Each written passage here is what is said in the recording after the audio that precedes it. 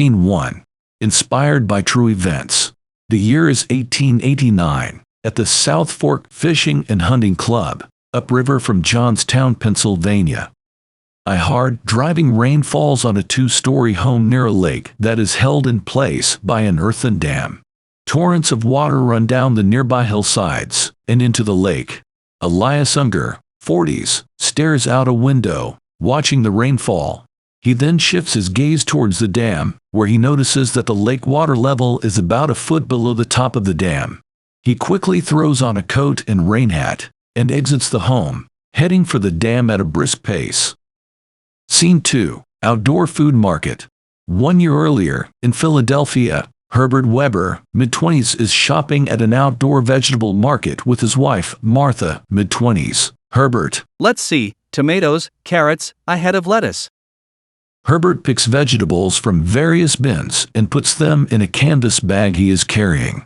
Martha. I think we already have plenty of food, dear. Well, you're eating for two now. Martha chuckles. It feels like you're trying to get me to eat for 5 these days. A few apples, just to be sure. Herbert picks a few apples from a bin, and Herbert and Martha walk over to a cashier stand, where a bored cashier, male, 20s, is standing.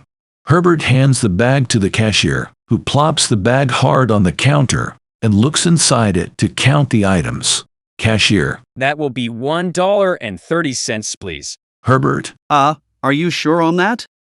Yes, sir. Did you count everything? The cashier looks back in the bag. Even though you gave my apples a good wallop, I think you undercharged me. Oh, you are correct. The price should be $1.40. Herbert hands the cashier the exact amount. The cashier hands Herbert the bag. Herbert and Martha turn to leave. Sir. Herbert and Martha stop and turn to face the cashier. Thank you for your honesty, sir. Mistakes like that get taken out of my pay if the boss finds them. No worries there. Have a good day. Herbert and Martha start walking away from the market. Martha looks at Herbert with a raised eyebrow. What? I know I don't have a job yet, but I still wouldn't cheat a store. Martha shakes her head and chuckles. Scene 3. Herbert and Martha are walking home. Herbert is carrying the bag of groceries. Martha. So, Herbert, any new job leads? It's been slow. I have been looking throughout the city, and even in New Jersey. Martha puts a hand on her stomach. At some point, I won't be able to earn money cleaning houses. Not to worry. I will find something. I promise. Scene 4. Herbert Weber and his wife Martha are sitting on a couch in their home. Herbert opens some mail. Herbert silently reads a letter for a few seconds. This is interesting. Remember the job my economics professor helped me apply to several weeks ago? Herbert hands Martha the letter. Martha reads the letter intently for a few seconds and suddenly becomes excited. The amount of money they're offering you, right out of college. That is amazing. It is a fine salary indeed, but I'm not going to do it. This job is 250 miles away from here. At the time I applied for it, we didn't know you were pregnant. But, at least this serves as proof that someone is willing to hire me. Herbert gives a mild chuckle. Herbert, be serious. Who knows when another opportunity like this may come along? We are not moving to Johnstown while you're pregnant. I don't want us living in a small town while you're carrying our child. Martha looks at the letter again. The direct assistant to the president of a land development company. I think it's worth a try. That job could really make a difference for our social status. I'm not really concerned as much with our social status as I am with your well-being. We have good doctors here in Philadelphia. I have no idea what is available in Johnstown. I can stay here until the baby is born. I'll be fine. I've got my parents nearby to help while you're gone. Herbert, this job could really be something special. Look, Martha, There is a lot of money on the table, Herbert. Yours for the taking. It will make a big difference for us and our family. Herbert begins fidgeting with his hands. You really think it's wise for me to go out there while you stay behind? Martha puts her hands on Herbert's hands to stop his fidgeting. Do you have any other job prospects at this time? Herbert nods his head no. Well, ultimately, the choice is yours. I don't know, Martha. Look, as soon as it's safe for the baby to travel, we'll come out there to be with you. Okay then, for you and our child, I'll give it a try. Scene 5. Herbert Weber is sitting on a bench at a train platform in Johnstown, nervously fidgeting with a pencil and frequently checking his pocket watch, when well-dressed Benjamin Ruff, late 30s, approaches him and speaks with a booming voice. Ruff. Herbert Weber. Yes? Benjamin Ruff extends his hand to shake hands. Benjamin Ruff. Good to finally meet you, lad. Benjamin Ruff and Herbert Weber shake hands. Likewise, sir. I'm grateful for the chance to join your organization. Can you explain more about the job duties now? I will tell you all about it once we are on our way. We'll be catching the next train to South Fork. Scene 6. Herbert Weber is riding on a train with Benjamin Ruff. Herbert. Thank you again for this opportunity, sir. Ruff. Your resume stood out among the rest. Dual major in engineering and economics from the University of Pennsylvania. We are glad to have you on board. So why are we headed to South Fork? I've purchased some land from the Pennsylvania Railroad. That's what we are going to see. Ruff doesn't say anything more. After a few seconds, Herbert Weber starts asking questions. Farming? No, not farming. Sawmill? It's the site of an old reservoir that was used many years ago to operate the shipping canals. And what do you intend to do with it? I plan to make an exclusive lake resort at the site. You're joking! I'm quite serious. And who would come to this place? It is going to be a lake resort for important and wealthy men of Pittsburgh and their families. Imagine it. Instead of having to travel all day to get to Newport or Atlantic City, within a mere 2 hours, they can be relaxing by a beautiful mountain lake and enjoying fresh air, away from the smoke and noise of the big city. I suppose it could work. These are men of means, and if they can get away from the city with a short train ride. Yes, they'll pay good money for that. Exactly. So the property has a lake, all ready to use. All we need to do is build some supporting structures such as a dock, and convert an old warehouse building into a clubhouse for the guests. When was the last time you were there? This is my first time, actually. As soon as this land was up for sale, I arranged to purchase it sight unseen. However, as the reservoir was built by the state of Pennsylvania, I'm sure it will be in good working order. Scene 7. At the dam site. Arriving by carriage, Herbert Weber and Benjamin Ruff disembark and survey the dam site. They see a creek and a dilapidated dam with a large crack in it. The property is overgrown, and there is no lake to be seen. Herbert. So this is it? Ruff. Yes. This is it. Where's the lake? Herbert looks around. There is no lake. Herbert points to the dam with a large crack in it. That thing is not going to hold water. All right. This place is going to need a little work. I'll hire a team to patch up the dam. Ruff spots some iron drainage pipes installed in the dam at its base. I'll scrap those iron pipes. They will fetch a nice price. Scrap the drainage pipes? Yeah, we don't need them, and we can use the money from scrapping the pipes to get things we really do need to get the club open. But, Mr. Ruff, it's basic dam operation. You need to be able to control the water level and lower the lake from time to time to make repairs. Our lake is going to be permanent. There is no need to ever drain it. And besides, Ruff pauses to look around and spots a narrow channel formed at one side of the dam. there is a spillway there to prevent the lake from ever overflowing the dam. Will that be sufficient? We need to have proper drainage, because if an earthen dam ever gets topped, it will fail. Yeah, it'll be fine. Come on, let's have a look around. Herbert Weber and Benjamin Ruff walk around the property, looking around the landscape as they do so. Say, why did they build this dam in the first place? Some 50 years back, Pennsylvania had a canal system. They were trying to compete with New York's Erie Canal.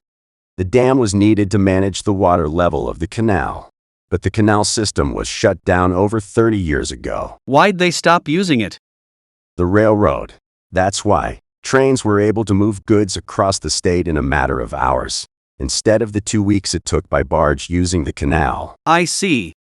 With the canal system abandoned, this land got sold to the Pennsylvania Railroad, but turned out they really didn't have a need for it. How did you even know about this land? My contacts at the Pennsylvania Railroad told me they were looking to unload it. I raised capital from various investors to buy the land, as it is the perfect place to create a secluded lake resort for exclusive use by the wealthy, an idea which I've had for a while now. But, are we allowed to do this? Refilling the lake? It's been dry for so long. Our corporation, the South Fork Fishing and Hunting Club, now owns this land, and therefore, we can do as we please on it. Well, Mr. Ruff, given what we now know about the condition of this place, do you still think your plan will succeed? Yes, I do. Here's what needs to happen. We have to restore the lake, get the resort ready, and start letting the high rollers come in.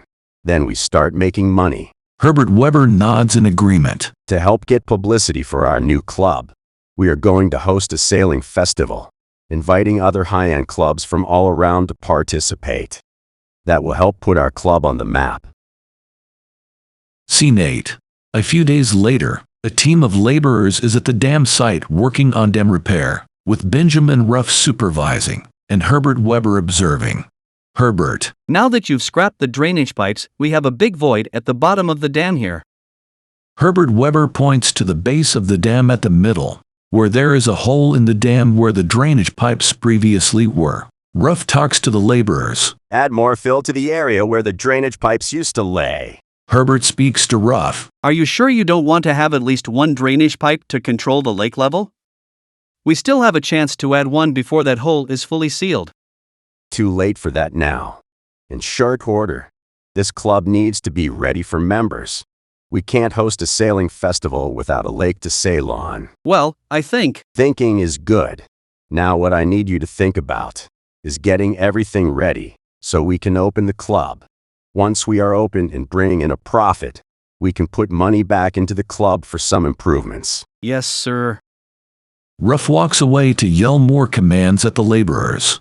Herbert Weber has a worried look and fidgets with his pencil. Scene 9.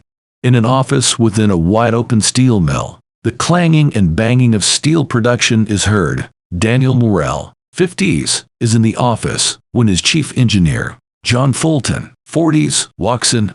Fulton. Yes, sir. Morrell. I realize how busy you are overseeing the mill operations, but I have an important and unusual assignment for you. Go on, sir. Investors recently bought some property up by South Fork. The land includes an old reservoir they used years ago, back when they were operating the Pennsylvania Canal. Not sure what that has to do with steelmaking, sir. That dam hasn't been used in decades, but now they are filling up the reservoir once again. If that old dam should fail, Johnstown and our factories could sustain serious damage.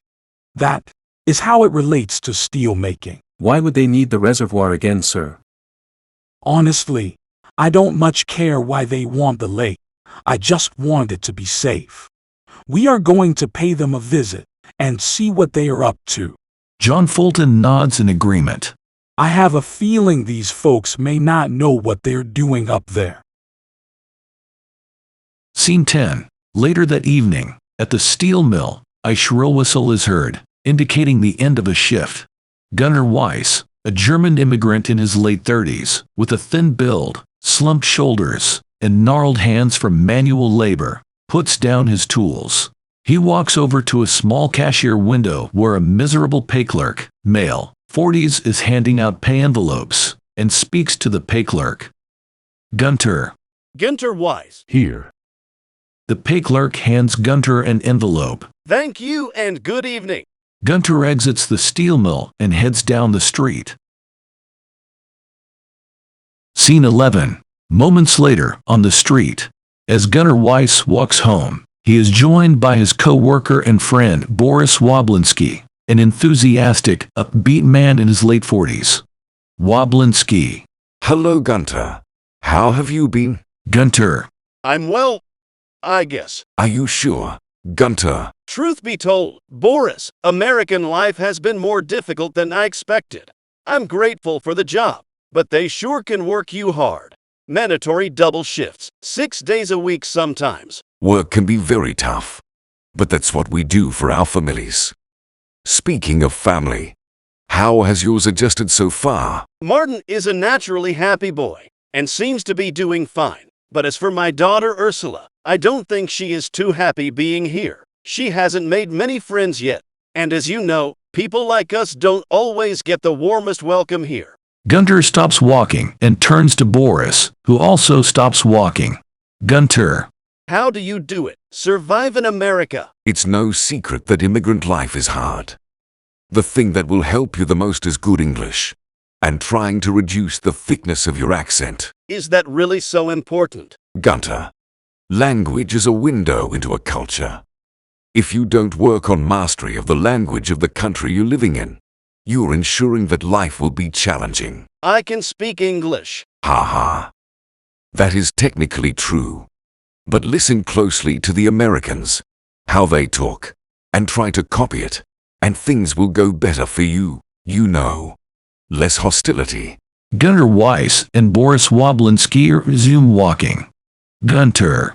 I will keep working on my English, but that doesn't help the working conditions in the mill. About that, I'm trying to get a petition signed for them to improve the safety conditions. In particular, they need to do something about the exposed gears on the rail forming machines. Don't do it. If they catch you trying to organize the workers, you'll be fired. They are quick to eliminate any troublemakers. Something has to be done. This place is quite dangerous. Last month, we had a man who lost all the fingers of his right hand on that rail forming machine. Right, I had heard about that. And as he could no longer grip the tools, they let him go after 21 years of loyal service. Gunnar Weiss and Boris Woblinski stop walking again and face each other. Gunter. It's a fight you won't win. Management knows there's 10 more able-bodied men waiting to take your place when you're gone. When it comes to a single person, the company holds all the leverage. But if we all band together, we are strong, and the company will have to hear what we say. We'll talk more about this next time. Boris Woblinski smiles and pats Gunnar Weiss on the shoulder. I'll convince you yet, Gunter.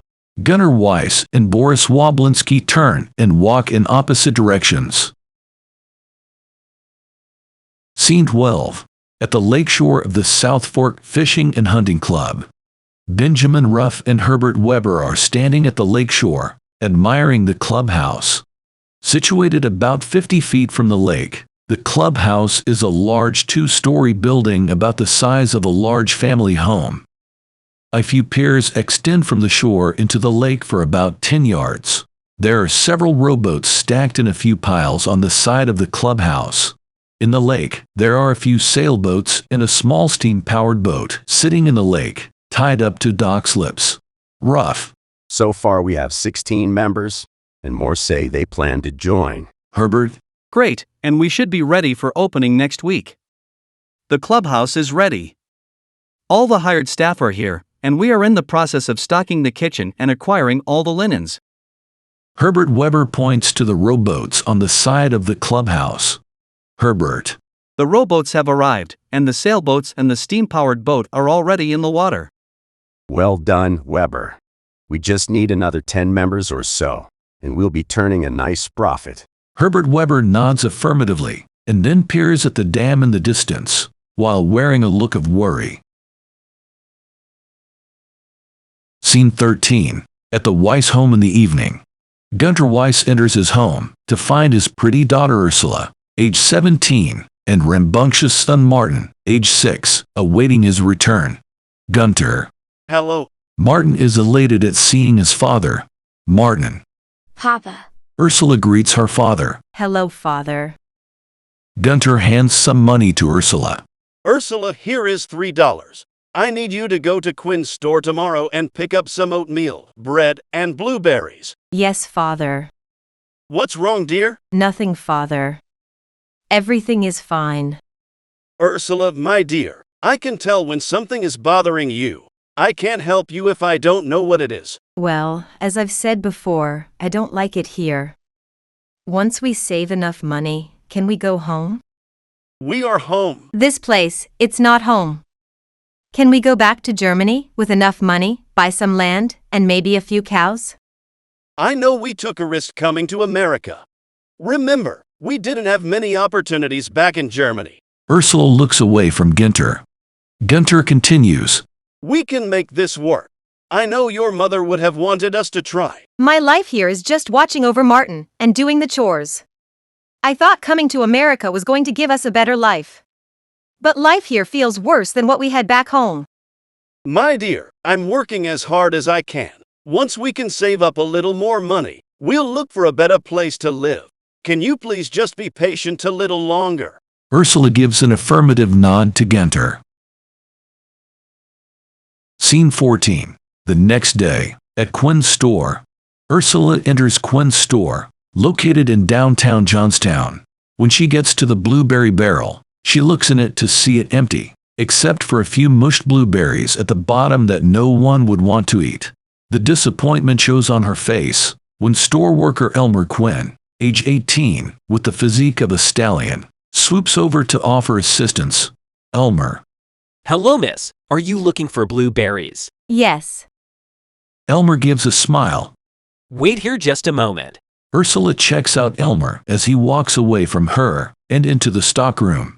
A moment later, Elmer returns with a bag of fresh blueberries. Elmer continues. Here you are, just for you. 1 pound of fresh Pennsylvania blueberries, straight from the Laurel Highlands. Thank you so much. My pleasure, miss. Say, I don't think I've seen you here before. Are you new in town? I've been here a few months. Oh, okay, then. Well, I guess it's a little late, but... Elmer shows Ursula a warm smile. Welcome to Johnstown. You know, since I've been here, you're the first one to say that to me. Is that right? Well, this is a great place to live. Johnstown has... Elmer is interrupted by his father and store owner, Jim Quinn, 40s. Jim yells abruptly. Elmer! Elmer turns around to see his father, Jim. Jim continues.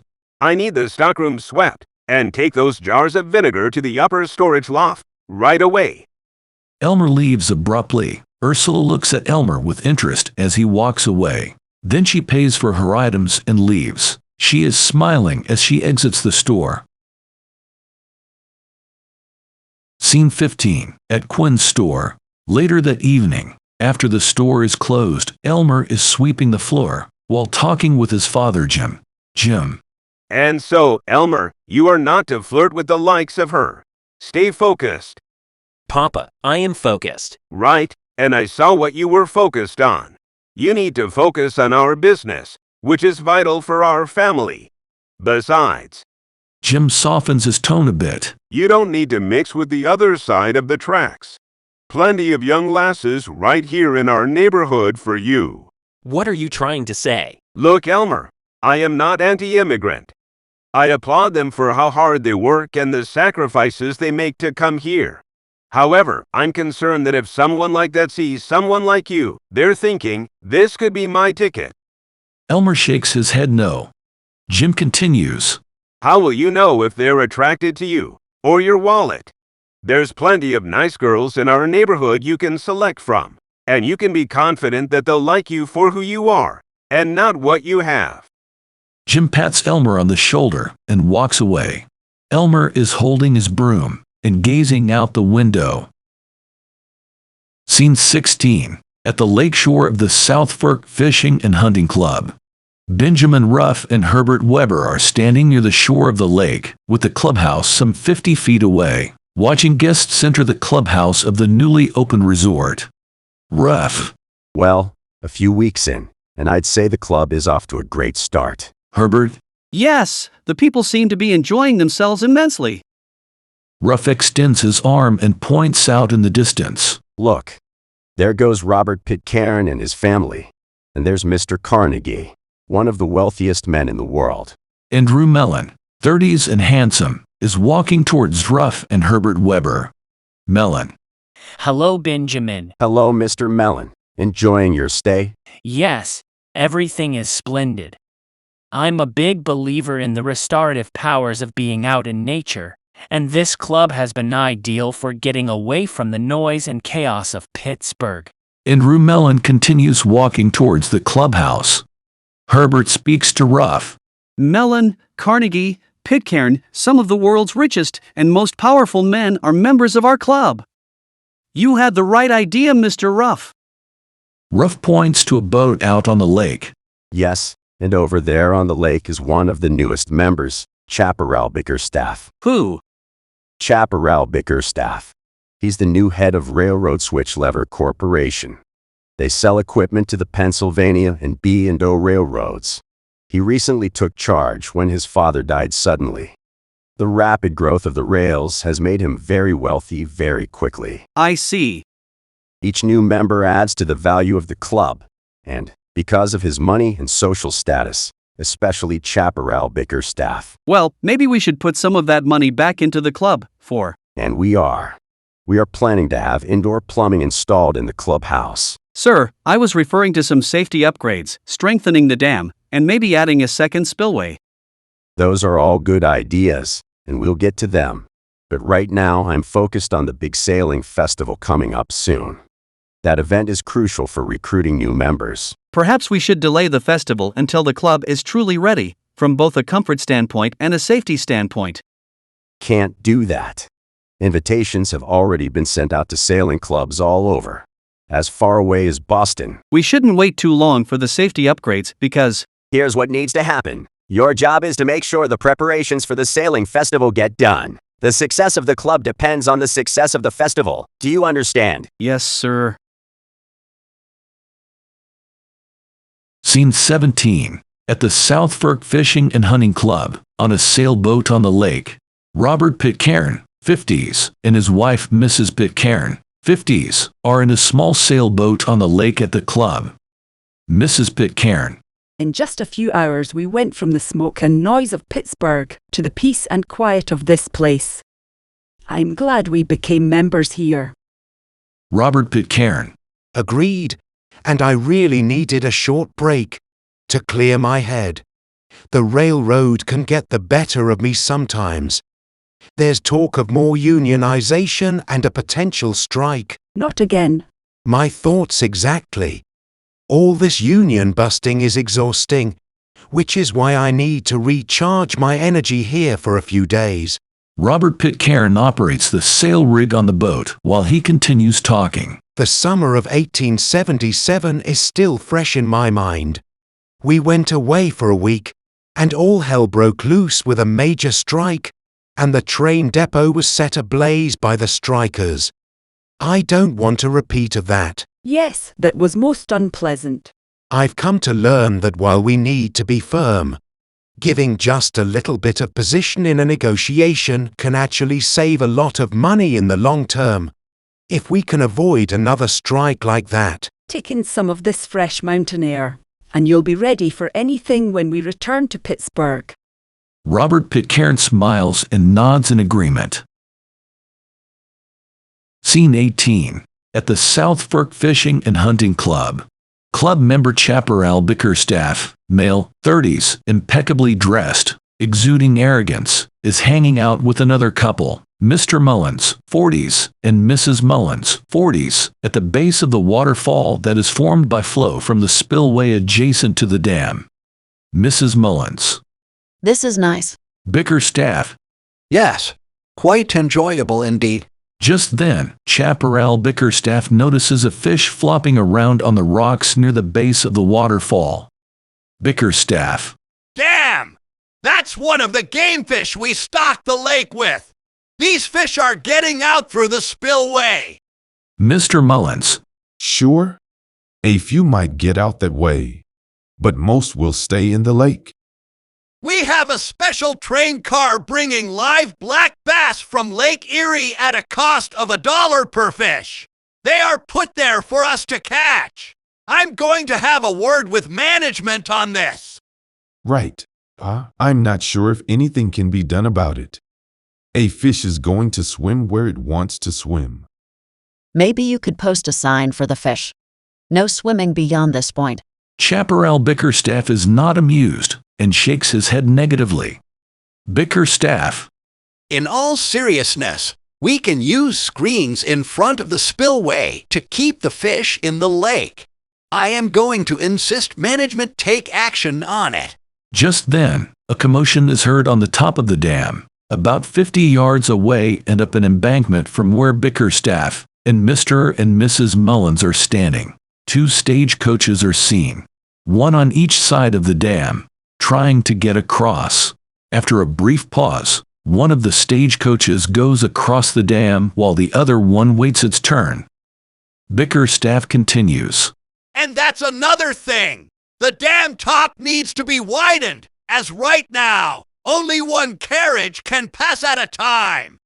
The dam is already built and holding the lake. How exactly can it be made wider? I guess they could build up the dry side to widen it. But that would be quite a project. There's a faster way. Mr. Mullins and Mrs. Mullins look at Bickerstaff with an expression of skepticism. Scene 19. Quinn's store. At a later date, Ursula returns to Quinn's store and spots Elmer again. His father, store owner Jim, lurks nearby, but does not notice Ursula. A store clerk, female, 30s, is behind a cash register. Ursula. Good afternoon. Elmer answers curtly. Hello, miss. Do you remember me? No, sorry. Yes.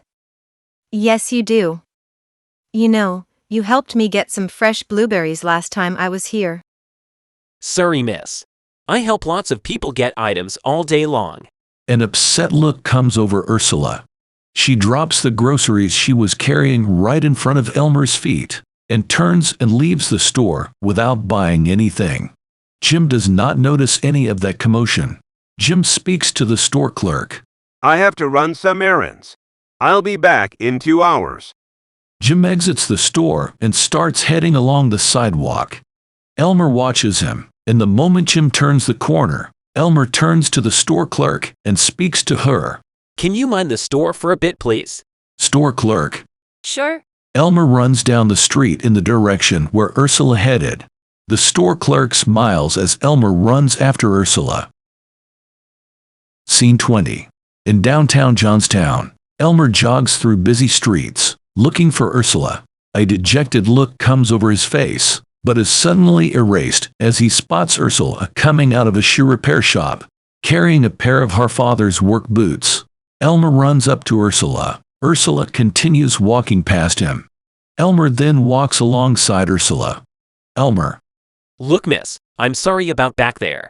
My father is a good man, but he is a strict boss, so I apologize for any misunderstanding. And how were the, blueberries you've been buying from the store? Ursula stops walking and turns to face Elmer. Did you get your memory back? Please, let's start again. I'm Elmer. Ursula relents and gives a mild smile to Elmer. Ursula, nice to meet you again. Elmer and Ursula both chuckle. So, what have you been doing with the blueberries? We've been eating them.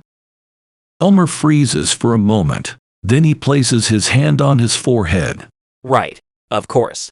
Because that's what people do with blueberries. They eat them. Ursula gives a little laugh. I've been making pies too. Would you like to try some? That would be nice. But I probably should be getting. Follow me. Scene 21. Back at the steel mill, Boris Woblinski and around 5 other co-workers are at a table having lunch. Boris speaks to the group while they eat. I'm telling you, it's not right. And we need to do something. Co-worker number 1, male, 30s, puts down his cup from his lips mid-drink and sets it on the table. Woblinski, if you start this kind of thing, you'll get all of us fired. But if we do nothing, we may just all get killed. Co-worker number 2, male, 40s, stands up and holds his hands up and pushes them down slightly in a lower your voice gesture. In the background, about 15 feet away, John Fulton is seen, observing the group of men. Co-worker number 2 speaks. Boris has a point. Men have been permanently injured and even killed at this mill. We just got to pitch it the right way. Keeping us from getting hurt helps their profits, because they lose productivity when we get hurt on the job. I've tried that approach. It gets the same reaction from management every time. Cease and desist, or you'll be fired. One person is powerless to change anything.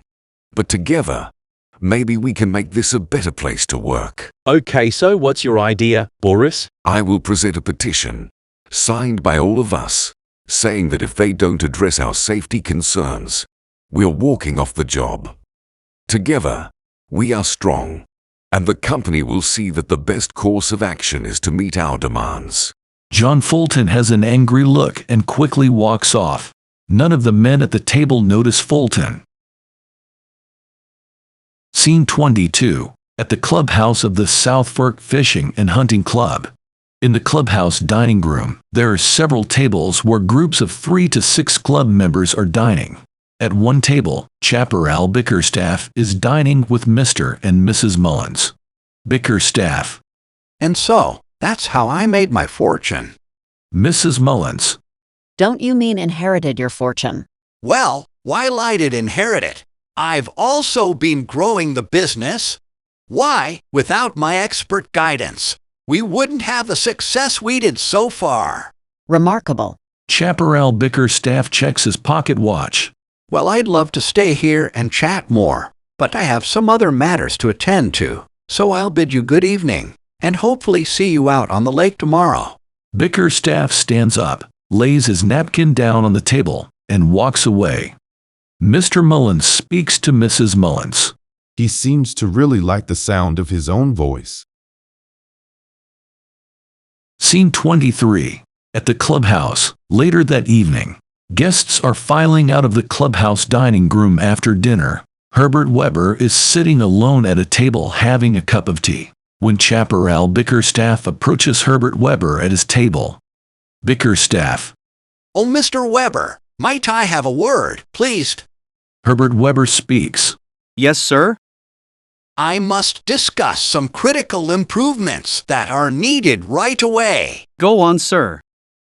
First, we are spending a great deal of money to stock the lake with fish, and they are escaping through the spillway. We need fish screens installed to prevent that. But, second, we need to widen the dam so that 2 carriages may pass. Currently, only 1 carriage may pass at a time, sometimes causing up to 5 minutes of delay. The dam is already in service. It won't be easy to widen it. Bickerstaff puts his hands together to form a wedge shape. Bickerstaff. You see, since the dam is basically a wedge shape, all you need to do is shave a few feet off the top, lowering the dam just a bit, and the roadway surface will widen as you do that. Ruff is now approaching Herbert Weber from behind, and is in earshot of the conversation. Herbert Weber continues talking. Lowering the dam by a few feet may not sound like much, but during the rainy season, that may make the difference between the dam surviving or not. That's your problem to solve. My point is... And furthermore, screens could get clogged and jam the spillway, and combining that with lowering the dam is a recipe for disaster. Now see here, Weber, I will cancel my membership and establish my own resort at Stonewall Jackson Lake, where I just bought 34 acres, and Carnegie, Mellon, Pitcairn. They'll all come with me. Your resort will be finished, so you can... Ruff interrupts the conversation. Ruff speaks. Now, Mr. Bickerstaff, you needn't trouble yourself on such matters. We can and will make these modifications. The guests' comfort and enjoyment is our primary concern. Chaparral Bickerstaff nods his head in approval and walks away. Scene 24. Elmer and Ursula enter the ramshackle Weiss home. It is a tiny cottage with a small kitchen. Martin plays with a small wooden toy horse. Elmer speaks to Martin. Hello. Nice horse you have there. Would you like to try it? Sure. Elmer takes the toy horse and moves it up and down a bit, then hands it back to Martin, who continues playing. Ursula fetches the last slice of blueberry pie from the kitchen and serves it to Elmer at a small table. Ursula. Here is a piece of the pie. Elmer takes a bite. With his mouth still full of pie, Elmer speaks. Oh, it's very good. Elmer is laboring to chew the pie. Ursula. Would you like some water? Elmer nods affirmatively, and Ursula heads to the kitchen to get some water. Elmer quickly pulls a handkerchief from his pants pocket and spits the pie into it, making a face of disgust, and puts the handkerchief back in his pants pocket just before Ursula returns. Here you are. Ursula places a cup of water on the table by Elmer. Martin is running around with the toy horse in the cramped kitchen when he knocks into Elmer and mushes the blueberry pie into Elmer's shirt, causing a nasty mess. Ursula. Martin, look what you did. Sorry. Oh, thank goodness. What? Thank goodness Martin wasn't hurt. Elmer looks down at his shirt. It's just a shirt. Not to worry. I can wash that for you. Not necessary. I can lend you one of my father's shirts, and I can bring your shirt back to you after laundry day. Really, it's fine. Please, I insist. Okay, I surrender. Elmer takes off the soiled shirt and gives it to Ursula. Elmer is shred with a tight six-pack, and upon seeing that, Ursula blushes and tries to look like she's not looking, while still trying to sneak a look at his shred torso. Ursula then quickly heads to the back room and returns with one of her father's shirts. Elmer puts on the shirt and heads towards the front door. Thank you again for the pie, even though my shirt got to have more of it than I did. Elmer and Ursula both laugh. See you again soon? Yes, certainly. Elmer leaves. Ursula's grandmother, in her 60s, peeks out from the back room and speaks German to Ursula. Ein schöner Junge. Yes, Grandma. He is very handsome. Scene 25. At the office of the South Fork Fishing and Hunting Club. Herbert Weber and Benjamin Ruff are having a discussion. Herbert. Sir, I must protest. For every inch the dam is lowered, it increases the likelihood that the dam will be topped, and if topped, an earthen dam. Ruff interrupts Weber, mocking him a bit by speaking in a nursery rhyme manner. Yes, I know. If an earthen dam is topped, then an earthen dam will go. And furthermore, the screens. Here's what needs to happen. We have to widen the dam by lowering the top just a few feet, so 2 carriages can pass. And we can't let the fish we paid good money for simply escape through the spillway. Mr. Ruff, are you not aware of the risks here? Sometimes, Weber, you've got to cut a corner here and there to get ahead. Cutting too many corners can lead to disaster. Taking risks is how successful businesses are made. I want the club to succeed, but I also want it to be safe. There are lives at risk in Johnstown because of these decisions, and might I add, significant potential for liability. It's our land, our property. We can do what we choose to do with it. No question about that. No! There is a question. Why do you have such a disregard for public safety? You think this is about safety? It's about opportunity. Why would anyone take an opportunity that could create a disaster which has no precedent and would surely cost thousands of lives? Because it's the only way I know to survive, all right. Ha? What do you mean?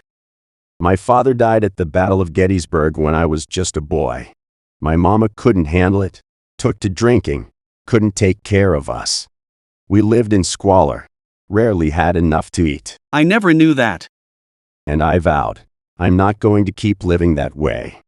I've come to learn that to get ahead, sometimes you need to be aggressive, take some chances. That kind of thinking is how I got my start in real estate and pulled myself out of poverty. I understand, but now we are on the cusp of doing something great. So let's not derail that over what we think might happen with the dam. Herbert Weber shakes his head negatively. He takes a photograph from a folder on his desk and shows it to Ruff. It is a photograph of a bridge with half of it collapsed and partially submerged in a river. Ruff briefly looks at the photograph. Ruff. What's this? About 10 years ago, there was a bridge in Scotland, the Tay Bridge. They took many shortcuts. Just a few years after completion, during stormy weather, the bridge collapsed as a train went over it. What's that got to do with us? That bridge could handle a heavy train in calm weather. And the bridge could handle strong winds without a train on it. But combine the two conditions, the strong wind and the heavy fast-moving train, and the bridge was not up to the task. Does this story have a point? When the bridge collapsed, many people died. The bridge designer, his reputation was ruined after that. That same kind of thing can happen to us with this dam. Benjamin Ruff is rolling his eyes. Herbert Weber continues. Disasters are often caused by a series of events that line up just right, causing a catastrophic failure. That's a wonderful story about a bridge. Here, we're talking about a dam, and I'm sure the dam will be just fine. What if you're wrong? People could die. People could die doing anything at any time. We can't live in fear of every conceivable catastrophe that could possibly happen. Mr. Ruff, from what I've seen, failure of the dam is more than just a remote possibility. Do you want that blood on your hands if the dam should let go? The better question to ask yourself is, do you want to keep your job? Fine. We'll do it your way. Relax, Weber. I've been involved in construction for quite some time. We'll be just fine. Let us stay focused on what we need to do to keep the guests happy and increase our membership. Benjamin Ruff hands Herbert Weber an envelope. Ruff continues. Here is the order for the fish screens. Please mail this at the post office tomorrow. We need to get them installed as soon as possible. Yes, sir. Benjamin Ruff leaves the room. Herbert looks at the envelope, scoffs, and then puts the envelope in the trash can, and then puts more papers on top of it to hide it. Herbert Weber speaks aloud to himself. Ha! I believe that order is going to get lost in the mail. Scene 26. At the steel mill. Daniel Morell and John Fulton are talking in his office when Boris Woblinski walks in. Woblinski. You wanted to see me, sir. Morell answers him. Fulton and I are taking a trip up to South Fork. I need you to supervise the line while we're gone. Of course, sir. What's going on up there? There is a dam upriver that I want to inspect. If it should fail, we'd all be in trouble. I want to see for myself that it is safe. Yes. Good idea for you to pay them a visit, sir. I'll take care of things here while you're gone. Scene 27. At the office of the South Fork Fishing and Hunting Club. Benjamin Ruff and Herbert Weber are having a conversation in the office. Ruff. The dam lowering is complete. The top is now wide enough for 2 carriages to pass. We are in the process of building a new roadway surface on the top so the ride is not too rough for our guests. Herbert Weber replies. I'm sure Bickerstaff will be pleased. Well, not just yet, he won't. We still don't have the screens. They were supposed to be here last week. Oh well, I'm sure there will still be plenty of fish for him to catch. I'm sending a telegram to the screen fabricator today to inquire about our order status. Scene 28. At the dam site at the South Fork Fishing and Hunting Club. Herbert Weber and Benjamin Ruff supervise a group of laborers that are installing metal screens from a small bridge that goes over the spillway. Ruff speaks to the laborers. We need the screens installed here. The workers begin installing the screens, hammering nails into the bridge rail to fasten the screens to the bridge such that a large portion of the screen is in the water. Herbert Weber speaks to Benjamin Ruff. So, I guess the screens finally came in? I don't know what happened. They said they never got our order. I had them expedited so we could get them installed in time. Oh, I see. These screens will ensure the game fish stay in our lake. And they will also trap debris and clog the spillway. Don't worry. Enough water will still get through. Herbert Weber nods as he fidgets with his hands. Scene 29. At the office of the South Fork Fishing and Hunting Club. Daniel Morell and John Fulton meet with Benjamin Ruff and Herbert Weber. Morell. Mr. Ruff, my chief engineer, John Fulton has examined your dam and has some concerns. Ruff responds. Go on. John Fulton speaks. Mr. Ruff, an earthen dam is strong, and, if well maintained, can hold back millions of gallons of water. However, I don't see any drainage pipes. How do you control the level of the lake? We don't have drainage pipes anymore. I sold the pipes for scrap. We keep this lake full year-round. We don't use barges anymore, so there is no canal level to worry about. Scrapped the pipes. Good Lord. That is insanity. As I said, we didn't need them anymore. You have no control over the water level. A stretch of hard rain, and this dam could be compromised. Relax. We've got a spillway to keep the dam from being topped. Fulton points out a window towards the spillway and speaks. Those screens, they could get clogged with debris and impede water flow. What purpose do those screens serve?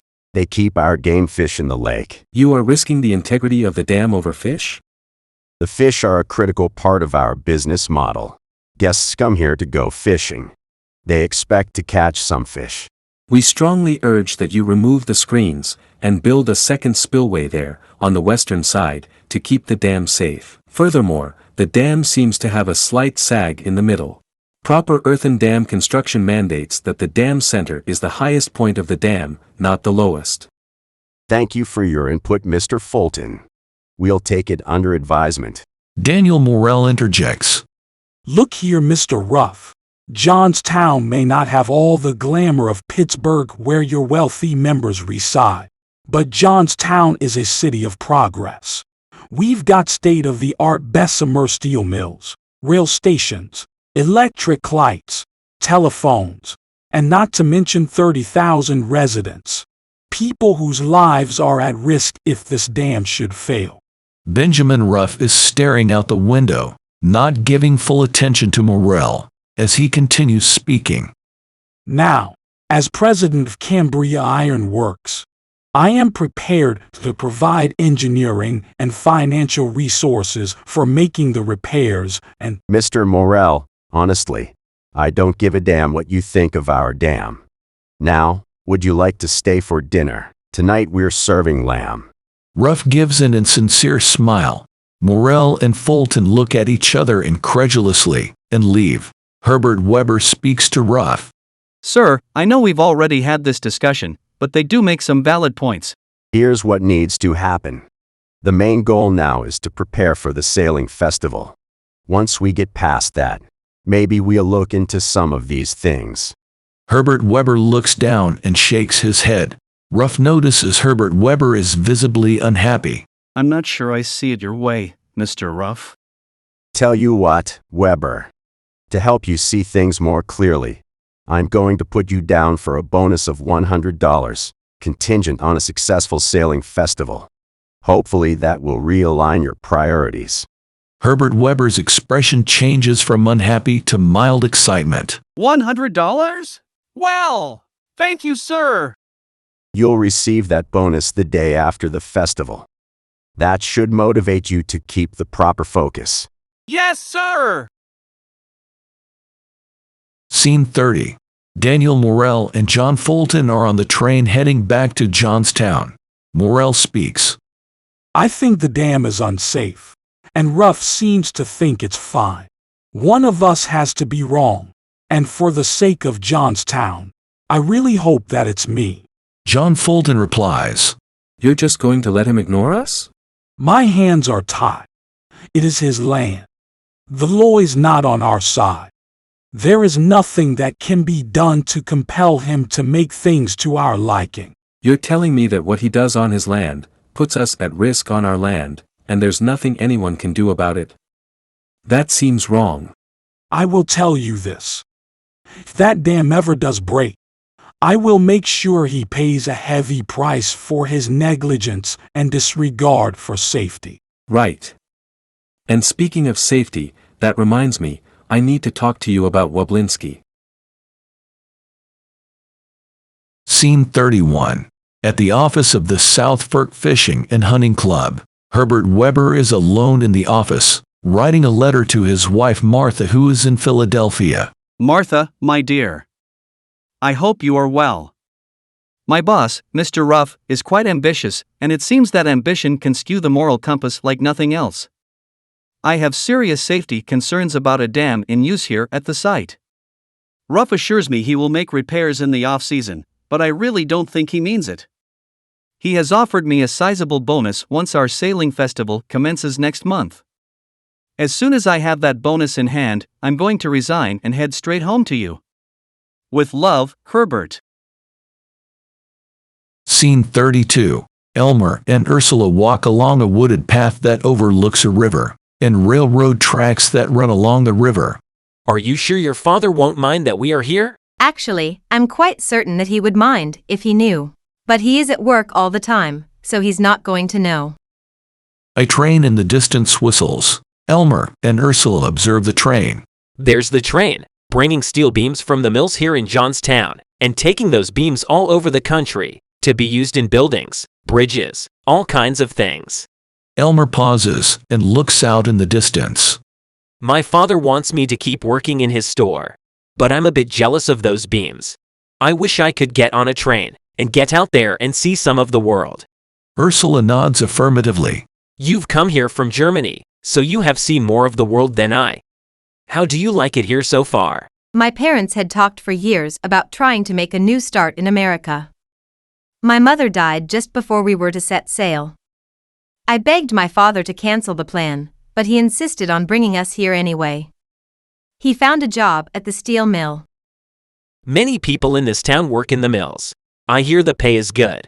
I've thought about trying it, but my father wants me working in his store. Working at the mills is dangerous, and if you get hurt, the company will discard you like rotten food. My father tells me stories about these situations at the mill all the time.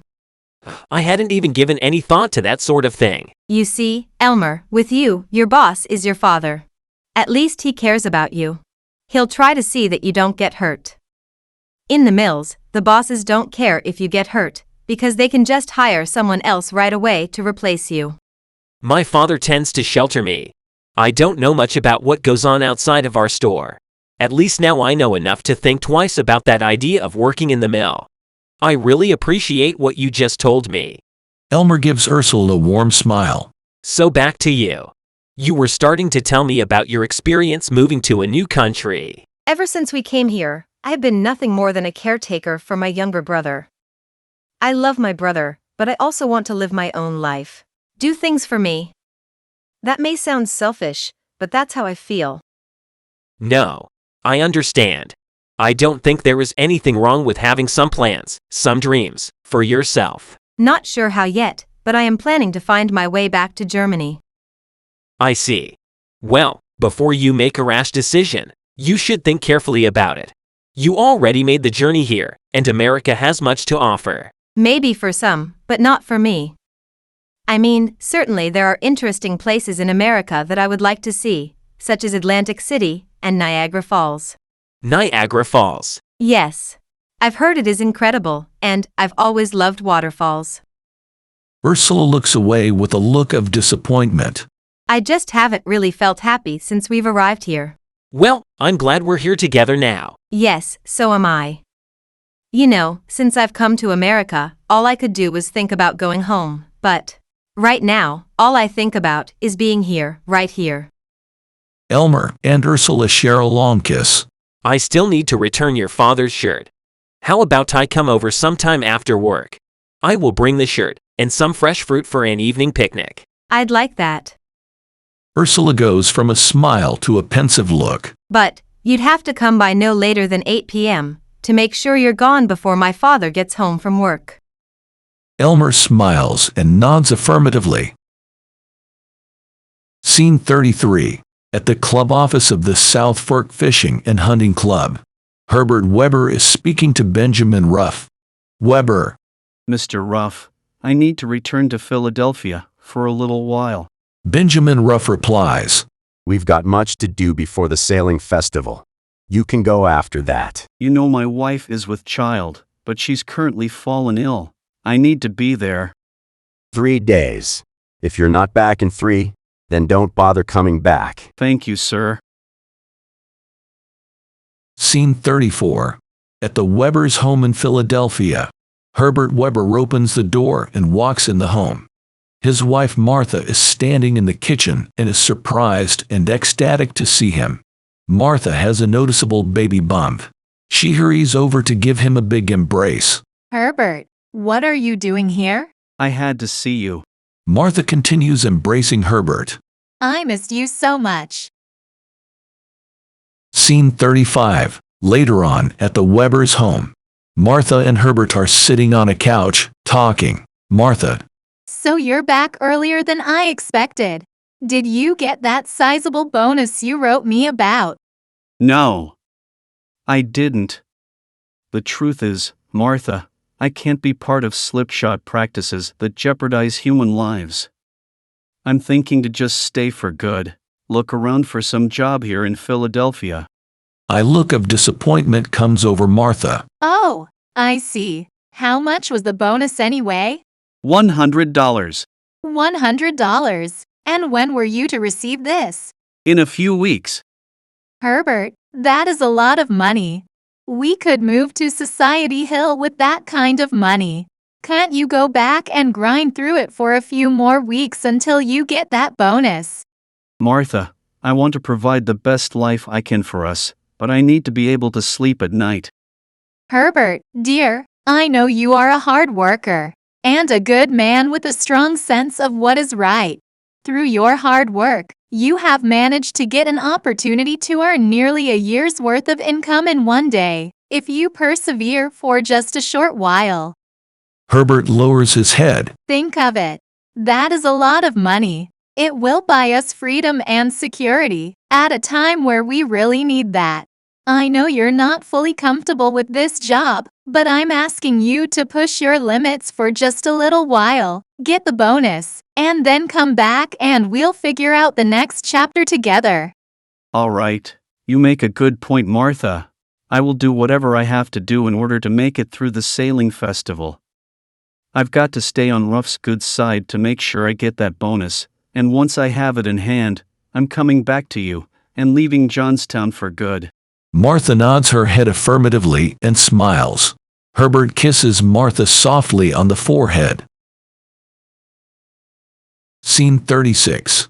Daniel Morrell and John Fulton are having a discussion in Morrell's office at the steel mill. Morrell. He said that. Are you sure? Fulton. Yes, sir. I heard it with my own ears. Damn, I liked Wobblinski. Shall I have him terminated today, sir? No, I'm not ready to do that just yet. He is a good worker, and we have a major rail order we need to ship out next week. But let's keep an eye on him. Understood. I'll tell you this. Cambria Iron Works does a lot for Johnstown. We've built houses for our employees. We've built an opera house, opened the public library, provided English lessons, a company store selling all types of necessities, and opened the Cambria Hospital. We have provided many opportunities for the people of Johnstown. All true, sir. You know what the real problem is. The journalists, the muckrakers. They stir the pot, get the people outraged, just so they can sell more newspapers. As you pointed out, Cambria has done a lot of good for Johnstown. Despite all the good things we've done, they're always gonna find something to be outraged about. They don't care about the good we do, they just want to complain. And that complaining is contagious, which is why we must do whatever we can to quell efforts to organize. John Fulton nods in agreement. Scene 37. At Quinn's store. Herbert Weber enters the store. Elmer is on duty working at the store. Herbert has a large canvas sack with him. He is picking out supplies from the store, including some towels. Herbert Weber speaks to Elmer. Excuse me, do you have any more of these towels? Yes, just a moment. Elmer goes into the back and returns shortly with a tall stack of folded towels. Elmer. How many would you like? I'll take all you have, plus these items. Herbert Weber hands several items to Elmer for purchasing. Say, you're definitely our top customer today. Appreciate your business, sir. Well, it's great that you have these items. Herbert Weber looks around. This is my first time here. Nice store. You must be expecting some company, I guess, buying all this stuff. Actually, it's for my job. I work at a resort in South Fork. We were supposed to get a shipment of towels, but they seem to be delayed, so your store is being most helpful to us. Oh, wait a minute. Is that the place with the man-made lake, and the dam, and such? Yes.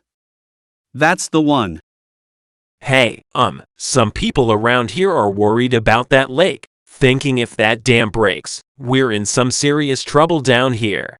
Is that a possibility? Herbert Weber swallows hard, not looking so confident. We are taking every precaution. You need not worry. Good. Say, how do you keep the lake from overfilling the dam? We have a spillway.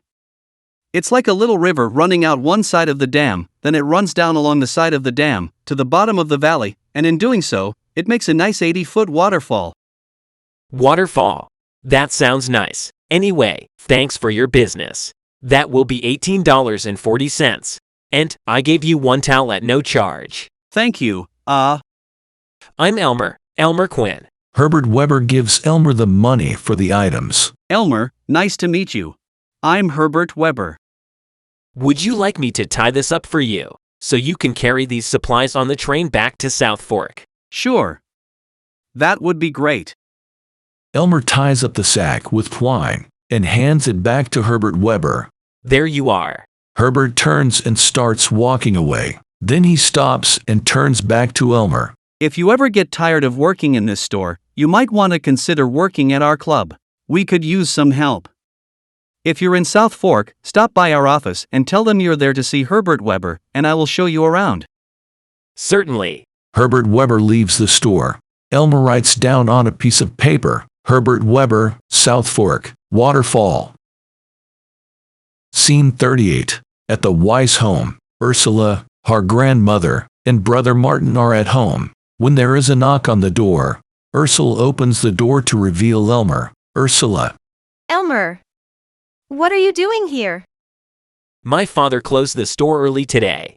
He is off to Baltimore to visit with some family, and I have a surprise for you, if you can get away for a bit. Ursula looks at her grandmother, who waves her away, indicating it is okay for her to go. She turns back to look at Elmer. Okay, let's go. Scene 39.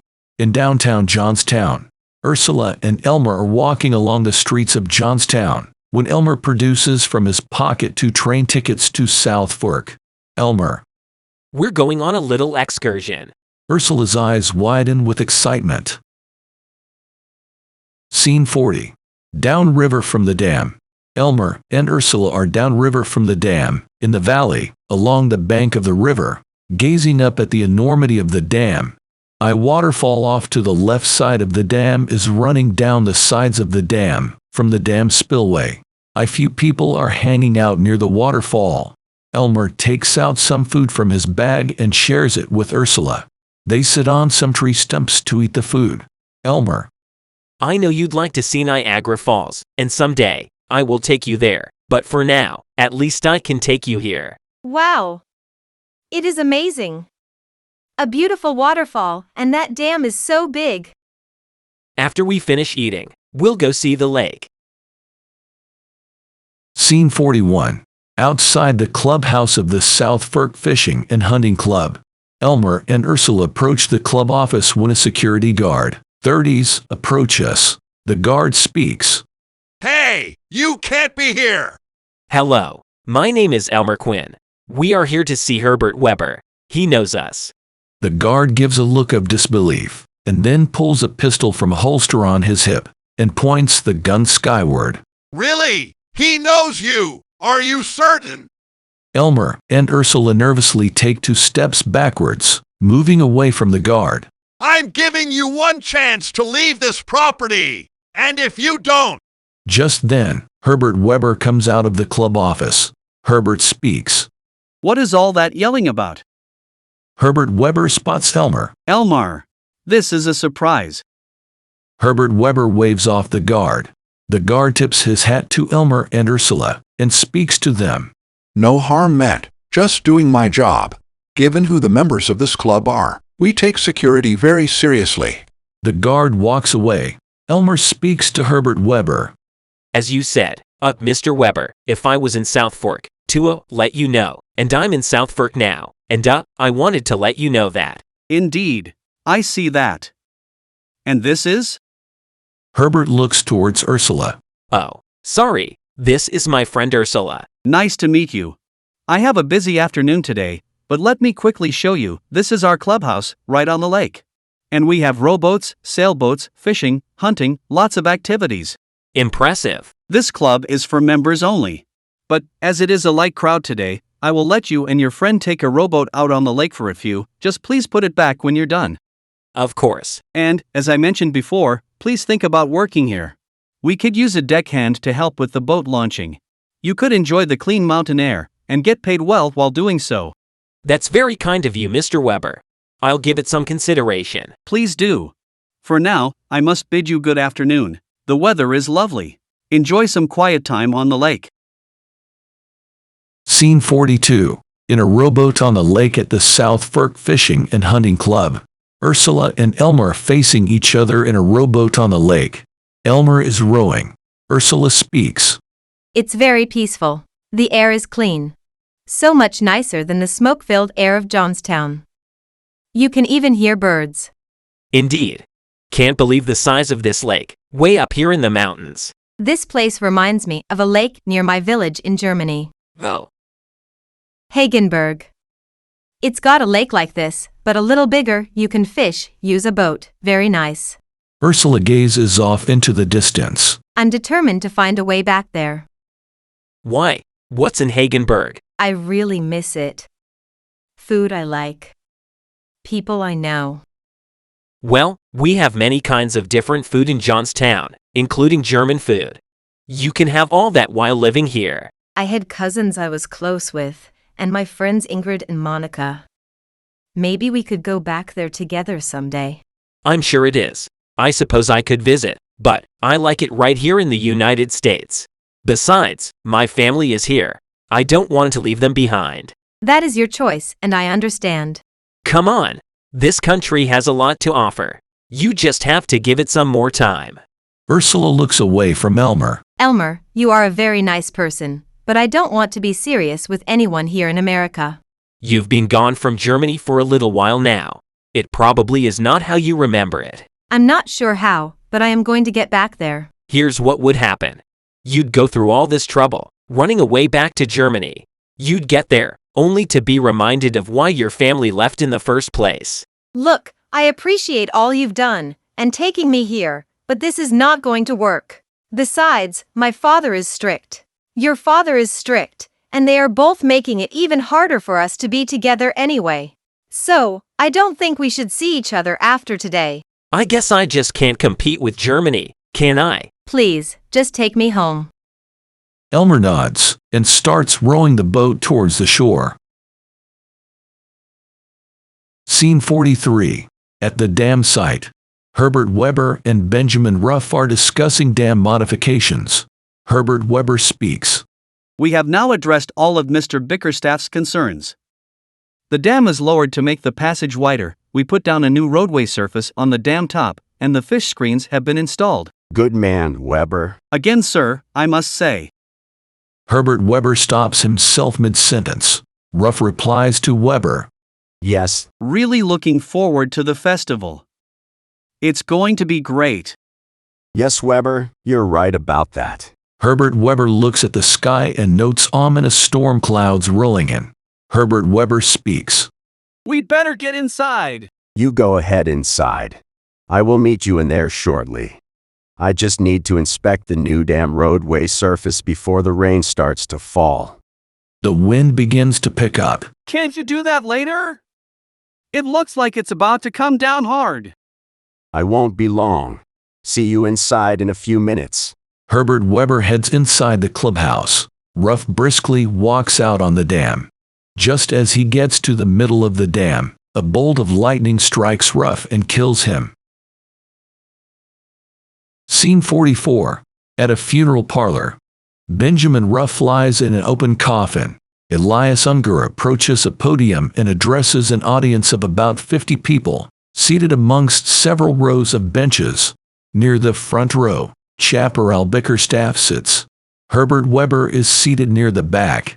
Elias Unger speaks. Ladies and gentlemen, my name is Elias Unger. Benjamin Ruff was my friend, and he was also an extremely talented visionary. He had an eye for finding opportunities and taking advantage of them. The South Fork Fishing and Hunting Club was born from his entrepreneurial spirit. Members of the audience nod affirmatively. Elias Unger continues. I will be taking over his position as head of the South Fork Fishing and Hunting Club, and I've got some really big shoes to fill. He truly was a gifted man, and he will be missed. Scene 45. Outside the funeral parlor. People are slowly exiting the funeral parlor. Elias Unger is chatting with a few people when Chaparral Bickerstaff approaches Elias Unger. Bickerstaff. A fine eulogy you gave, Mr. Unger. Thank you, sir. Ruff did a great job with this club, and I hope you continue running it the way he did, and give us a successful sailing festival. Why, yes, the festival is still on track, and I assure you that I will try my best to have everything run as smooth as possible. Remember, I have a lot of pull around here. I can request changes to the management team if things aren't going well, so I hope you'll do more than try. Chaparral Bickerstaff pats Elias Unger on the shoulder and walks away. Scene 46. At Quinn's store. Ursula walks into Quinn's store, looking for Elmer, but she does not see him. She approaches the store clerk behind the register. Ursula. Hello. Is Elmer working today? Yes, he is, but he just stepped out for an hour or so to pick up some supplies. Ursula looks disappointed for a bit, but then her eyes widen. May I leave a note for him? Of course. The store clerk hands Ursula a piece of paper and a pencil. Ursula writes a note. Elmer. I am sorry about how things went on the lake. Please come over around 7 tonight, and I can apologize to you in person. Ursula. Ursula hands the note to the clerk. Please give this note to him when he returns. Certainly. Ursula leaves the store. Scene 47. At the office of the South Fork Fishing and Hunting Club. Herbert Weber is in his office when the new boss, Elias Unger, enters. Elias Unger extends his hand for a handshake. Unger. Elias Unger. Herbert Weber and Elias Unger shake hands. Herbert. I hear you will be taking over for Ruff. Correct. I know Ruff will be missed. I intend to keep his memory alive by continuing to improve this club as a place for the somebodies, the big bosses, and their families. Herbert Weber nods his head in acknowledgement. I'm currently overseeing the installation of indoor plumbing in the clubhouse. An engineer we just hired, John Park, is handling the details. We need to get that completed before the festival. That will be a great improvement, to have indoor plumbing up here in the mountains. Indeed. Well, carry on, Weber. We'll talk more later. One thing, sir. Wes. Ruff was an amazing entrepreneur, but he didn't pay much mind to safety issues, and there is something I need to bring to your attention. Right, of course. I heard on the wire that there is a lot more rain coming this week. I'm concerned about the lake level, and... Not to worry, the spillway can handle any excess water. Well, about the spillway, sir, it's the fish screens. I think we'd best remove them because they are now clogged with debris and impeding the water flow through the spillway and... Elias Unger checks his pocket watch. Unger. I have to go check on the progress of the plumbing. Let's come back to this conversation later on this week. Elias Unger turns away to leave, and then turns back to face Herbert Weber. Oh, and I saw you're down for quite a bonus once the sailing festival is complete. I'll make sure you get paid out on that the day after the festival. Elias Unger leaves. Herbert Weber begins to fidget with his pencil. After a brief pause, Herbert Weber gets a piece of paper and composes a letter. Dear Johnstown Tribune, I need to alert you to the dangerous condition of the dam at the South Fork Fishing and Hunting Club. The dam is fragile, and the heavy rains may cause the entire lake to barrel down the valley, wiping out everything in its path. I urge you to publish this letter in tomorrow's paper to let the public know of this danger. Then send your best reporters, come up and see for yourself the enormity of the danger hanging over Johnstown, and force some common sense safety measures upon this club. Thank you, a concerned citizen. Herbert Weber puts the letter in an envelope. He addresses it to the Johnstown Tribune and seals the envelope. He looks at the envelope for a moment, then looks at a calendar page on his desk. He focuses on a date box for a Sunday that has Sailing Festival written in it, and then looks over to a date box for the next day that has the word bonus written in it. He sighs and puts the envelope underneath some other papers on his desk. Scene 48. At the steel mill. A steel worker, 20s, works at a machine, feeding steel rails into it. Exposed gears are spinning fast on the machine. Nearby, another worker pushes a cart carrying steel rails around a corner when it tips over, and the steel rails make a lot of clanging noise. The steel worker is distracted by the noise and turns his head away from his work and looks to see what was happening. As he does so, the exposed gears snag his shirt sleeve and pull his arm into the machine. His arm is severely injured as he screams in intense pain. A group of men, including Gunnar Weiss and Boris Woblinski, rush to the injured steel worker. As the foreman, 40s, American, also shows up on the scene, the foreman yells, "Stop the line! Stop the line!" The machines grind to a halt, and the constant whirring of machinery subsides. All that is heard is the screaming in pain of the injured steel worker. The foreman continues, "Somebody summon the company medic! Let's get this man to the hospital right away!" The steel worker yells out in pain, "I don't want to die." Two people arrive with a stretcher. The steel worker is placed on the stretcher and carried away. Gunnar speaks to Woblinski. "Who was that man?" Woblinski replies, "Don't know. Must be new." "He barely spoke any English. I'm not sure how they possibly could have trained him to operate the rail machine." The foreman addresses the workers. Listen up, men! There are 2 hours left in the shift, but it is gonna take almost that long to get this mess cleaned up. Cambria's not going to pay you guys for standing around, so your shift is now over. Clock out and get on out of here. Boris Woblinski speaks quietly to Gunter. "See, Gunter, this is why we need some basic safety rules. It is time for action." Just then, Daniel Morell walks over to Boris Woblinski. "In my office, now." Scene 49. In Daniel Morell's office at the steel mill. Daniel Morell sits behind his desk, while Boris Woblinski stands on the other side of the desk facing him. Morell speaks. "Listen, Woblinski, it hurts me to say this, but you are fired." "For what, sir? I've been picking up every extra shift that I am asked to do. What's the issue?" "The issue is you stirring up trouble. We simply have no room for that here." "Trouble? You think concerns about safety are trouble?" "Trouble is inciting workers to stop working." "You're concerned about safety when it comes to that dam up in the mountains. Why aren't you as concerned with safety of machines in your own mill?" "In some situations, Woblinski, safety is a luxury that we just can't afford." Boris Woblinski shakes his head. Morell continues. "What's done is done. You are hereby terminated." "You can get rid of me, but that won't get rid of your problems. Your problems are just beginning." Boris Woblinski leaves the office. Scene 50. At the Weiss home, later that evening. Gunter Weiss enters his home. Ursula is there.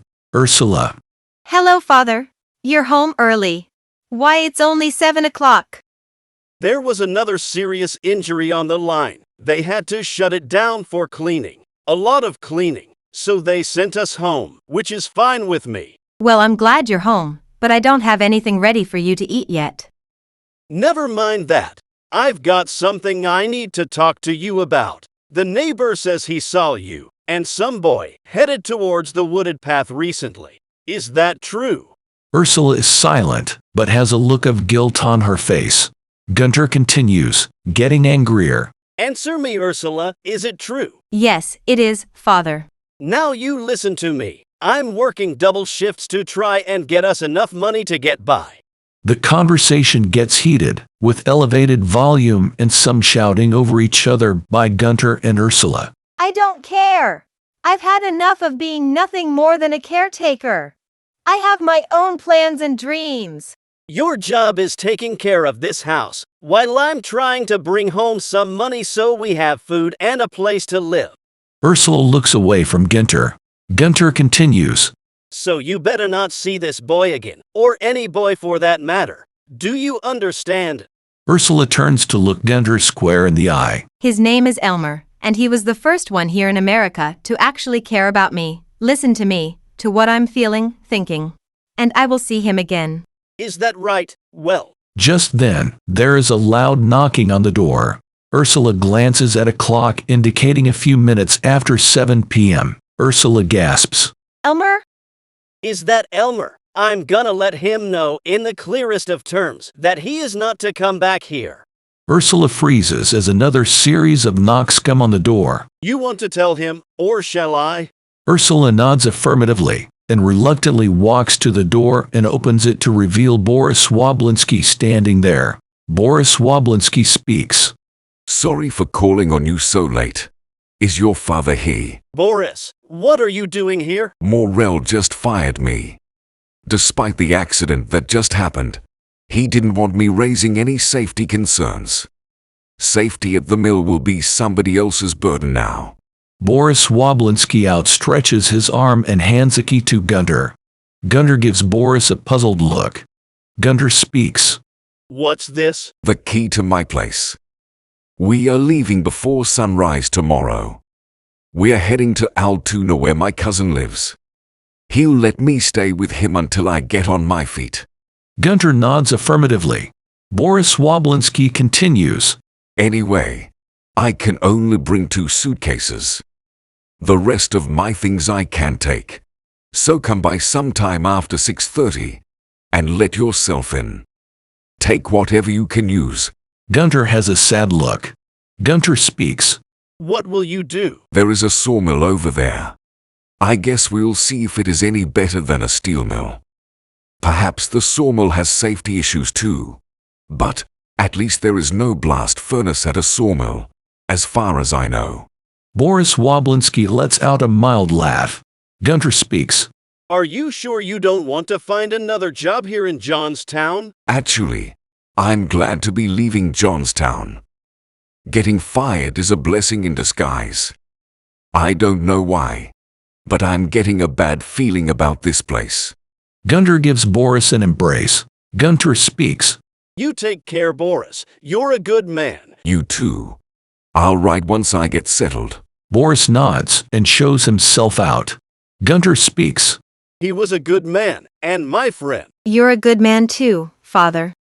Look, I'm sorry. I know it's not easy for you either. I just don't want anything bad happening to you. You may not realize it, but I'm trying to protect you. You do a good job taking care of us. Please be careful. Use caution around young lads. I was a young lad once. I know how they think. I will, Father. Scene 51. At the dam site. A driving rain falls on the dam. Continuing from Scene 1. Elias Unger quickly approaches John Park, late 20s, as he measures the water level of the lake. Unger speaks. What's it looking like, Park? It's risen 2 feet since last night, and another 3 inches in the past hour, and still rising. Is that bad? Yes, it's quite bad. We need to get a message to Johnstown about a possible dam break. Are you certain? I don't want to be alarmist. A worried look comes over Park. Park speaks. This dam may well fail, and thousands of people in the valley below will be in harm's way. Elias Unger gets a concerned look. Very well. Please get on your horse and get a message to the nearest telegraph station to alert Johnstown and all other towns downriver. Yes, sir. John Park runs off, just as Herbert Weber arrives at the dam site. He is a bit out of breath from running. Herbert Weber speaks. Sir! The screens! We need to remove them. Elias Unger replies. Weber, go get the work crew. Send them up here at once with shovels and picks. We may need some emergency reinforcing of the dam. Yes, sir, but what about the screens? Don't argue with me. Just go do as I ask. Herbert Weber shakes his head negatively and scoffs, and then leaves. Scene 52. At the dam site, a group of about 10 Italian laborers with shovels and picks arrive at the dam, with Herbert Weber coming along behind them. Elias Unger speaks to the laborers. We need you to dig an emergency spillway here, and take the fill from that, and place it on top at the center of the dam, to build it up. The laborers, yelling in Italian to each other, start digging and placing small, inconsequential scoops of earth on the dam top in the center, and form a small canal to allow some additional water to drain. Herbert Weber speaks to Elias Unger. Sir, the screens, shall we remove them? We spent a lot of money to stock this lake. I'm not going to have those assets float away. Please, sir, it's raining hard. We must do whatever we can to keep the dam from topping. The screens stay. The work crew will shore up the dam. When the rain stops, I want to know where those fish are. Scene 53. At Quinn's store, Elmer Quinn speaks to his father Jim. Papa, we've done quite well so far this morning. We've sold all our bread, and most of our rice is also gone. That is wonderful. Jim appears distracted as he looks out the window, observing pouring rain and street flooding. Papa! Jim snaps his attention back to his conversation with Elmer. Oh yes, my son. You're doing a great job, and one day, this business will be yours. Jim's daughter Gertrude Quinn, age 6, walks into the store and grabs some red pipe cleaners from a store shelf. Jim stares out the window and remains fixated on the rain coming down. Gertrude speaks. Papa? Is something wrong? Oh, nothing, my dear.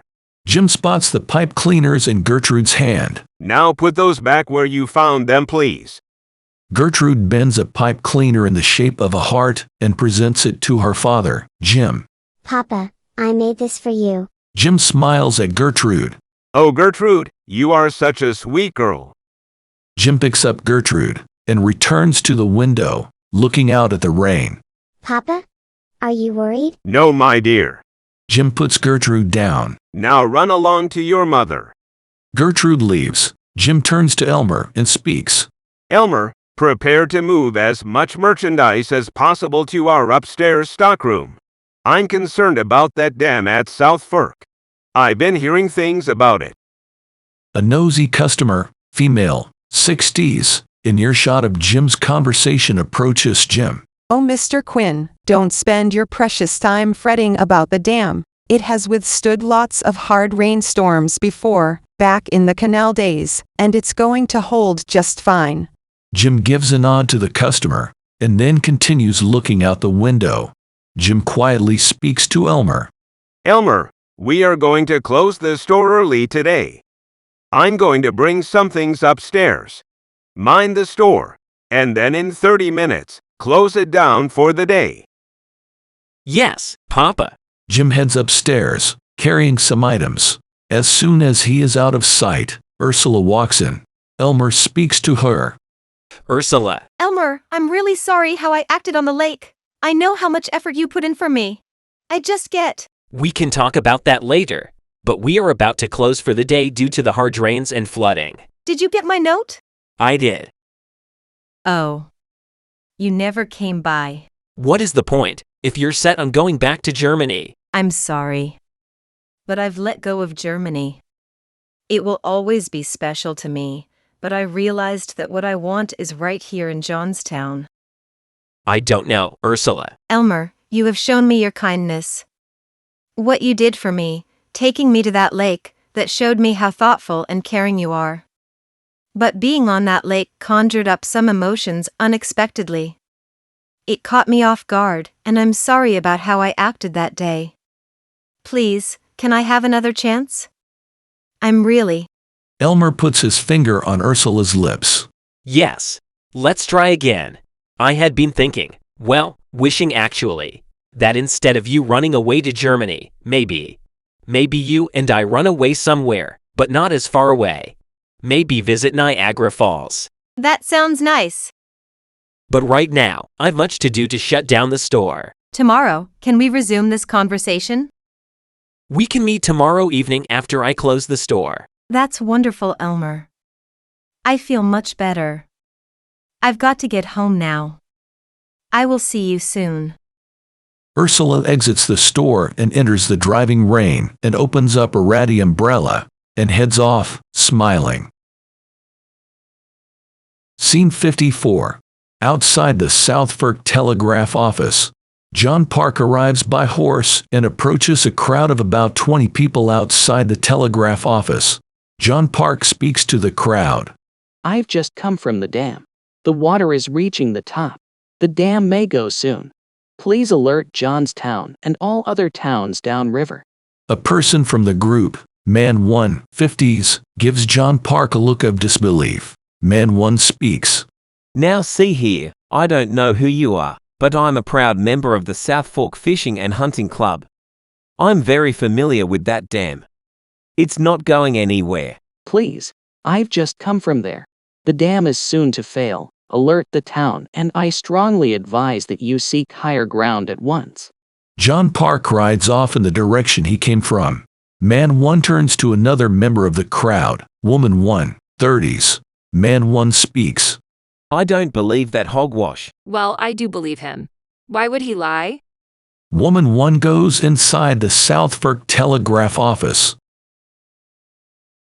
Scene 55. Woman 1, visibly shaken, approaches the operator, female, 30s, who is seated at a table with a telegraph apparatus on it. Woman 1 speaks to the operator. That dam is going to burst. Got to warn Johnstown. The operator replies. Right now, the lines are down beyond Mineral Point. The best I can do is send a message to there. From there, maybe someone can hand carry a message to the next working station. Well, don't wait. Send the message. The operator starts working the telegraph apparatus lever, issuing a message via Morse code. Dam at Southfork may go. People of Johnstown, prepare for the worst. Woman 1 exits the office. Scene 56. Outside the Southfork Telegraph office, Woman 1 exits the office and returns to the crowd and speaks. I'm heading up that embankment over there, going for higher ground. Who's with me? The crowd stays silent and motionless for a few seconds. Man 1 speaks. I'm not going anywhere. If you want to muddy up your dress over this hysteria, then you go right ahead. Do you all want to die? Come on, let's get to high ground. There is a pause of a few seconds, but no other people in the crowd join with her. All right then. I'll do it alone. Woman 1 proceeds to start climbing up a nearby steep embankment that is located behind the telegraph office. Scene 57. At the Johnstown Telegraph office, Telegraph Officer Frank Deckert, male, 40s, is listening to blips from a telegraph apparatus and writing a message down on paper. He then reads the message aloud to himself. Dam at Southfork may go. People of Johnstown, prepare for the worst. Oh, come on. Prepare for the worst. Can you be any less specific? What are we supposed to do based on that information? Frank Deckert sets the note in a basket. A few seconds later, he takes it out of the basket again and looks at it. He picks up a phone and speaks into it. Get me Western Union, please. After a brief pause, he is connected. Hetty, Frank Deckert here. I received a message from Miss Kanema. Dam at South Fork may go. People of Johnstown, prepare for the worst. I know it is vague, but suggest you notify your branches accordingly. Scene 58. In the office of Robert Pitcairn. Robert Pitcairn and his assistant, Stephen Wilson, 30s, are in the office. Robert Pitcairn speaks. Wilson, please have the yard prepare my private train car. I wish to go to Johnstown to check on some of my properties in the area. Just got a telegram that the South Fork Dam might be getting into a dangerous condition. Yes, sir. Right away, sir. Scene 59. In Robert Pitcairn's private train car. Robert Pitcairn, his wife Mrs. Pitcairn, and Stephen Wilson are in the nicely equipped private coach, traveling along at a decent speed. Wilson speaks to Robert Pitcairn. Sir, we've just received a message. Tracks washed out at Boulevard. There will be a 2 or 3 hour delay there, as they try to make repairs. Thank you, Wilson. I sure hope the dam held. Mrs. Pitcairn speaks. I'm sure it did. That dam is quite a sturdy thing. And even if it were to break, the water will spread out and it won't hurt anything. Scene 60. In hard rain, John Park returns to the dam site to find Herbert Weber having a heated discussion with Elias Unger. The Italian laborers continue working to reinforce the dam. Herbert Weber speaks. Sir, we must remove the screens. But the fish? Never mind the damn fish. The whole valley is about to get washed away. 30,000 people could die if we don't do something now. We'll get more fish after the storm passes. Elias Unger reluctantly nods in agreement. He speaks to the laborers. Okay, men. Let's remove the screens. Several of the laborers try to pull up the screens, but due to the force of the current, they can't budge the screens. One laborer, an Italian man, 20s, who speaks broken English with a thick Italian accent, approaches Elias Unger. It is no good. No can move it, boss. Water is now starting to flow over the top of the dam in the center. Elias Unger points to the center of the dam and speaks to the laborer. Add more dirt to the center. We can't let water get over the top. No, boss. I no go there now. John Park walks on the dam to the center. As the water erodes the dam, Park is standing in a foot-deep current of water. After a brief second, Park sprints back to the bank of the river. Herbert Weber speaks to Park. What if we actually start digging a trench in the dam to let the water out slowly? It will still flood the valley, but maybe not completely? What do you think, Park? It's in God's hands now. John Park, Elias Unger, Herbert Weber, and the group of Italian laborers watch on in stunned silence. Water is now rushing over the dam top. Seconds later, the dam gives way, sending a huge wall of water, 40 feet high, barreling down the valley. The men look on as the lake empties. Herbert Weber gets up and Unger's face. Well, Unger, now you know where those fish are going to be. I'm sure you'll have a great time at your sailing festival. Elias Unger has a look of shock that soon transforms into a look of pain as he clutches his chest and falls over. John Park and a few of the laborers help carry Unger away. Herbert puts his hands on his head, distraught and hysterical. After a few seconds, Herbert Weber pulls himself together as he gets an idea. He speaks aloud to himself. The river curves. If I ride straight, maybe, just maybe. Herbert Weber abruptly sprints to a nearby barn and goes inside. He exits from the barn on a horse at full gallop, riding off. Scene 61.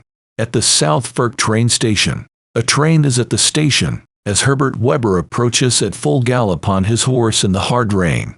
Herbert, about 10 yards behind the train, hears the train whistle blast and sees the train slowly departing the station. Herbert Weber cries out, "Wait! Wait!" Herbert Weber tugs the reins of the horse to squeeze every bit of speed out of it and manages to catch up to the caboose of the train as the puffs of the steam engine slowly increase in tempo. Herbert Weber rides alongside the caboose, grabs a rail, and manages to pull himself off the horse and onto a small conductor's deck on the back of the caboose. Scene 62. Inside the locomotive booth of a train. The train, with Herbert Weber on the caboose, is headed towards an arch bridge that spans the river, downstream from the dam break. The wall of water is hurtling towards the bridge. In the locomotive booth, an engineer, 40s, and an assistant, 30s, observe the wall of water, a few hundred yards away and closing in fast on the arch bridge. The assistant cries out, "Look at that." The assistant points to the wall of water headed towards the bridge they are approaching. The engineer speaks, "My God. We'd better stop." It's too late for that now. We better go full speed, see if we can get across before the bridge fails." The engineer moves a lever to apply maximum power. The train begins to cross the bridge just as the wall of water hits the bridge. The bridge briefly holds as debris clogs the area under the bridge, acting as a dam, causing the water level to rise. As the locomotive crosses the bridge, the assistant sticks his head out of the side window of the locomotive to look behind him to check on the other railroad cars in tow. The assistant calls out, "She's holding." "Come on." Herbert watches in horror from the deck of the caboose as it passes over the bridge and sees the mighty wall of water pushing against the bridge and rising. The caboose just gets past the bridge when the bridge collapses, and the wall of water, even more furious now, continues down the valley. The engineer speaks to the assistant. "We've got to warn people. Tie down the whistle." The assistant pulls a rope attached to a lever that operates the steam whistle. The steam whistle lets off a constant shrill. The assistant ties the rope to a pipe in the locomotive to hold the whistle in the on position. Scene 63. In the valley, from a distance, we see the train, and faintly hear the constant whistle of the train as it moves along. Scene 64. At the steel mill. Daniel Morrell walks through the steel mill when he hears the constant whistle from the train. He looks concerned and runs to a window to peer out. Looking out the window, he sees the wall of water, 40 feet tall, about 200 yards away and barreling down towards the plant. Morrell runs over to a bell mounted on a wall and rings it vigorously for a few seconds, and then stops and yells out to the workers, "Everybody out. Shut down the line and get out. Evacuate now." Morrell and other workers rush for the exit. Scene 65. Outside the steel mill. Daniel Morrell is outside the plant and sees the wall of water about 50 yards away. Morrell starts running up a muddy hill to get to higher ground, slipping a bit as he tries to make his way up the hill. Daniel Morrell yells aloud to himself as he tries to outrun the water. "Damn. I guess we know who was right. Ruff, you're lucky you're already dead." The wave hits the factory and destroys a section of it. Daniel Morrell does not make it far enough up the hill and is hit by the wave and killed. Scene 66. Inside the steel mill. Water is flowing into the steel mill at a furious pace. Gunter Weiss is pinned by debris in the steel mill as the water continues to rise, overtopping Gunter, and he drowns. Scene 67. At the lake shore. Chaparral Bickerstaff runs to the shore of where the lake once was.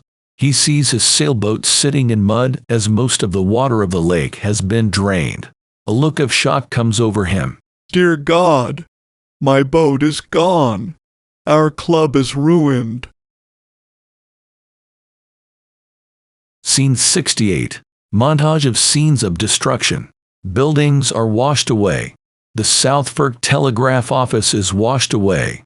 In front of the South Fork Telegraph Office, man 1 and the rest of the crowd perish as woman 1 looks on from the safety of the top of the embankment she had climbed. People are drowning, trapped in rail cars. People are running, trying to get to higher ground. Livestock and horses are getting caught in a raging current. Scene 69. At the Western Union office in Johnstown, telegraph operator Hetty Ogle, 40s, is sitting at a desk working a telegraph apparatus and speaking an outgoing message aloud.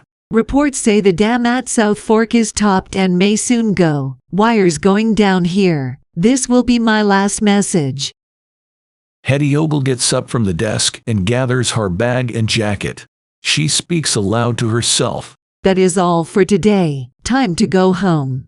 Hetty Ogle hears a faint rumbling in the distance that gradually gets louder. She looks to the window as the rumbling gets even louder, and then screams can start to be heard. A look of horror appears on Hetty Ogle's face as she sees a wall of water approaching. The wall of water wipes out the entire building, killing her. Scene 70. Jim Quinn is at his home in downtown Johnstown with his son Elmer, daughter Gertrude, and wife Alice Quinn, 40s. The wall of water has not yet reached here, but the streets are already flooded, and water is seeping into the house, and drapes covering the front window are getting wet at the bottom. Upon seeing the water reaching the drapes, Alice becomes visibly aggravated. The curtains are starting to get wet. Now we'll need to get them laundered again. Jim looks out the window, and as he does so, he hears a faint rumble and some distant screams, though the wall of water is not yet visible. Then, in the distance, he spots the wall of water, 40 feet high, dark and filled with debris, about 200 yards from the house, and closing in fast. Jim Quinn speaks. Everyone up to the attic now. Elmer, Gertrude, Alice. Hurry, no time to get belongings. Up we go. Elmer grabs his yellow cap and puts it on as the family scurries up to the attic. The wall of water hits the house and knocks it off the foundation. The house begins to move along with the current, and the attic is now at the level of the raging river. Water begins to pour in the attic windows.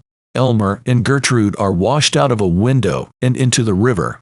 A shed is floating in the river nearby, and Elmer and Gertrude manage to get onto the roof of the shed. Jim and Alice are also washed into the river and grab hold of a large plank of wood and continue floating downriver. Gertrude cries out, Papa? Papa? Elmer tries to reassure Gertrude. It's all right. Just hang on. The shed pitches due to the furious current and knocks Elmer into the river. Gertrude is now alone on the roof of the shed. Elmer grabs onto a large log floating downstream. Gertrude cries uncontrollably. Scene 71.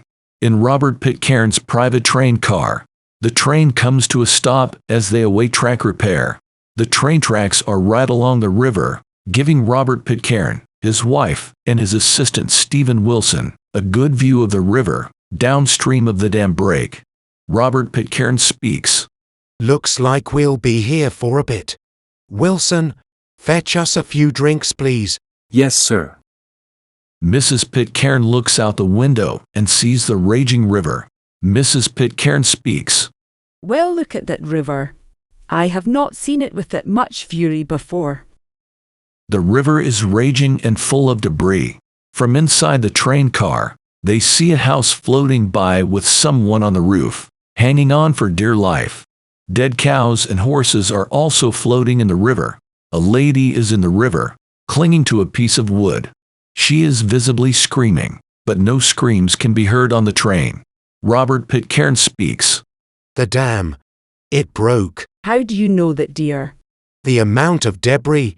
Full houses swept into the river. Livestock. Robert Pitcairn observes a rail tanker car floating down the river. A rail tanker car. The only way this happens is if the dam broke. Wilson. Yes, sir. Get a message back to Pittsburgh. Tell them that Johnstown needs immediate help. Medical, disinfectants, carpenters, doctors, food, sundries, and all other supplies at once, by rail, wagon, or any way possible. Yes, sir.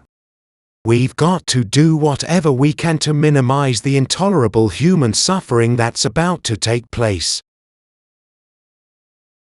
Scene 72. In the locomotive booth, the assistant, looking up ahead, notices that the tracks are gone. The assistant speaks. Up ahead.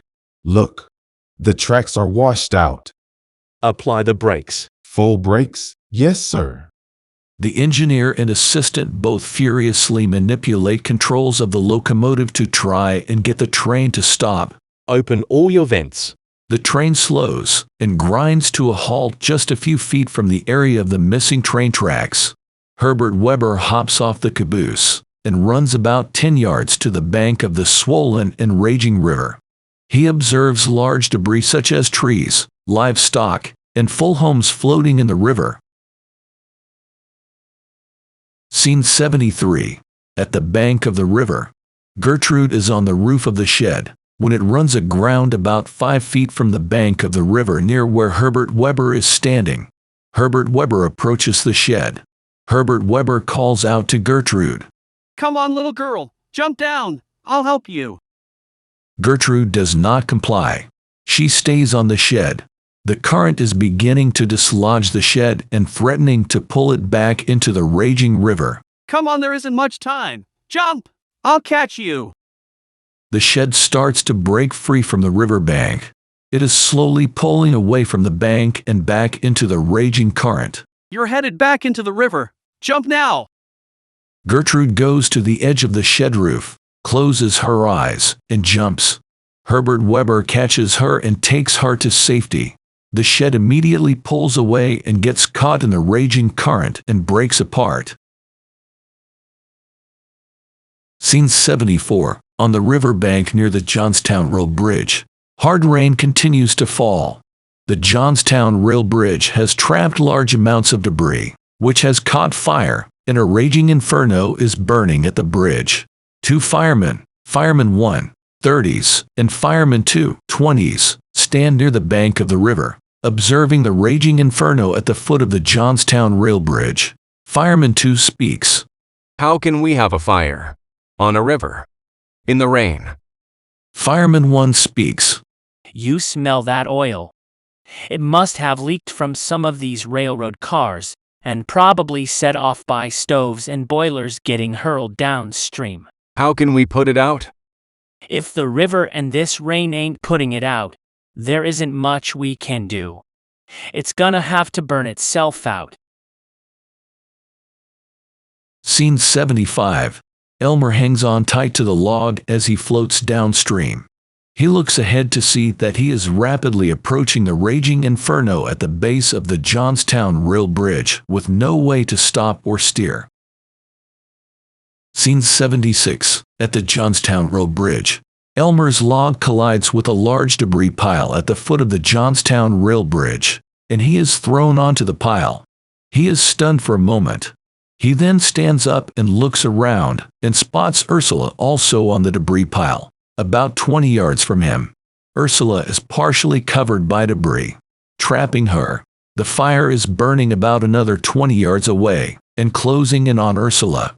Elmer calls out to Ursula. Ursula. Ursula does not respond.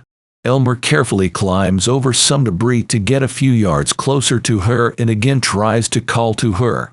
Ursula. This time, Ursula hears Elmer. Ursula replies. Elmer! Elmer! I'm stuck! I'm coming to you. Stay calm. Elmer manages to make his way to Ursula. He sees that her leg is pinned by a large log. The fire is now within 10 yards of where Ursula is trapped. Elmer looks around and finds a piece of railroad rail in the debris pile. He takes the railroad rail and uses it as a lever in an attempt to raise the log just a bit. Oh, it's really stuck. Elmer continues working frantically on prying the log to free Ursula's leg. Elmer, save yourself! There is no reason for both of us to die. Elmer stops briefly to catch his breath. While still breathing hard from exertion, he turns towards Ursula and gives her a brief smile. At least I didn't have to wait until tomorrow night to see you. Ursula gives an affirmative nod and a small laugh to Elmer. Elmer returns to trying to free Ursula with a sense of urgency. Now I'm going to push real hard on the rail. See if you can pull your leg out when I do that. On 3. 1, 2, 3. Ursula tries to pull her leg out as Elmer pushes on the rail, but it remains pinned by the log. Looks like I managed to escape drowning, only to be burned alive. Elmer stops again for a few more seconds to catch his breath. Sounds of the debris pile shifting can be heard, which snaps Elmer back into the moment. Let's try it again. Ready? Elmer begins to push down on the rail. As he does so, a floating rail tanker car slams into the debris pile, knocking Elmer off balance while also jostling the debris enough to move the log that was pinning Ursula. She is now free to move.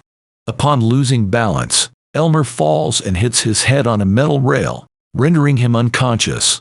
He falls into the river and slips below the surface. His yellow hat remains on the surface. Ursula makes her way over the debris to where she saw Elmer fallen, but all she sees is the yellow hat floating on the water. Ursula calls out to Elmer. Elmer! Elmer, no! Ursula, starting to cry, attempts to pick his hat out of the water, but as she does so, it is pulled away by the current and led into the area of the fire and burns up. Ursula is motionless for a few seconds with a stunned look on her face. Then the debris pile shifts again with some loud rumblings, which snaps her back into the moment, and she works her way off the debris pile and onto the riverbank. Once in a safe spot, she turns around to observe the conflagration burning at the foot of the Johnstown rail bridge. Scene 77. At a rescue camp. 3 days after the flood, rows of tents are set up for survivors. Jim Quinn and his wife Alice Quinn walk along the rows of tents, looking for Elmer and Gertrude. Jim spots an Army sergeant, male, 30s, sitting at a table with a ledger book. Jim approaches the Army sergeant. Jim Quinn speaks to the sergeant. Hello, last name Quinn. I'm looking for my children, Elmer and Gertrude. The Army sergeant pages through the ledger book for a few seconds, and then nods his head side to side, indicating no. Jim walks away from the table. Jim Quinn speaks to his wife Alice. No sign of them. Jim spots Ursula walking along the tents and calls out to her. You know my son from the store. Elmer, have you seen him anywhere? I'm very sorry. The river took him. Are you certain? Ursula nods her head yes. I was there when Elmer died. I also lost my father, grandmother, and little brother, and I guess we both lost Elmer. I have no one now. Alice begins to cry as she speaks. I can't believe Elmer is gone. And probably Gertrude too. At that moment, a neighbor, female, 40s, walks by and recognizes Jim and Alice. The neighbor speaks. Jim, Alice, I'm so glad you're alive. I spotted Gertrude in a shelter over on Walnut Street. You've got to get over there right away. Jim speaks to the neighbor. Thank you so much. Jim then turns to Alice and speaks. Let's go right now. Jim and Alice walk towards the shelter where Gertrude is located. After a few yards, Alice stops and grabs Jim's arm.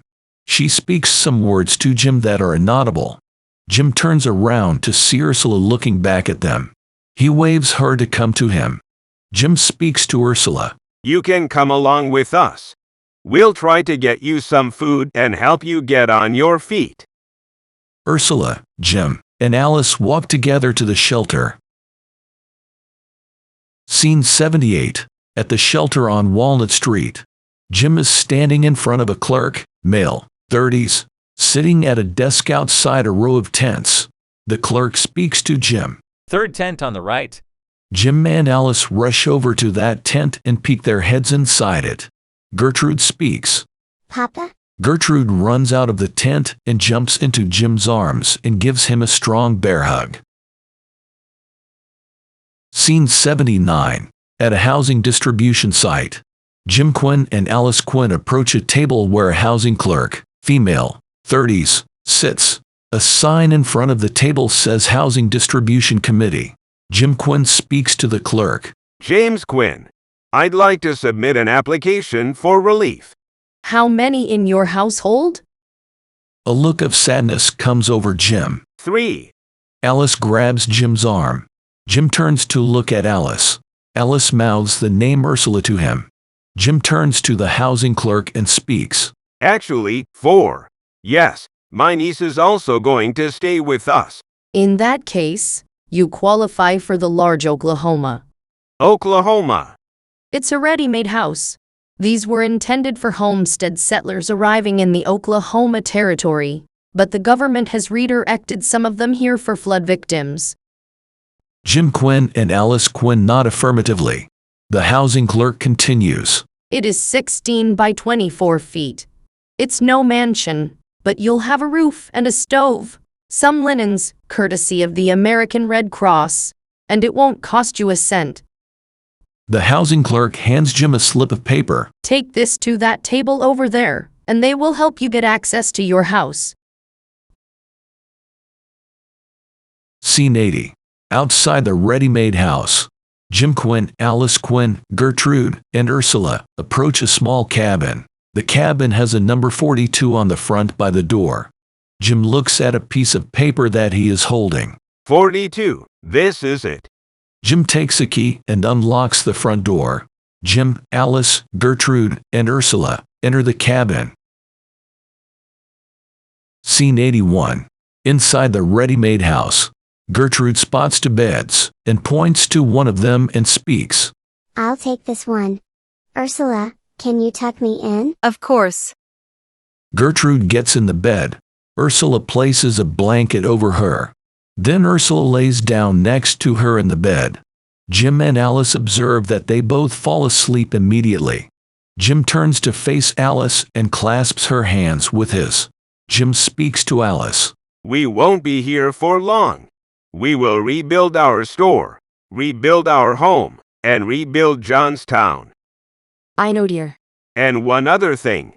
I am going to make sure those that are responsible for this flood pay for their carelessness. Scene 82. At the rescue camp. Jim Quinn is waiting at the end of a long line of people. There is a sign in the background that says food distribution.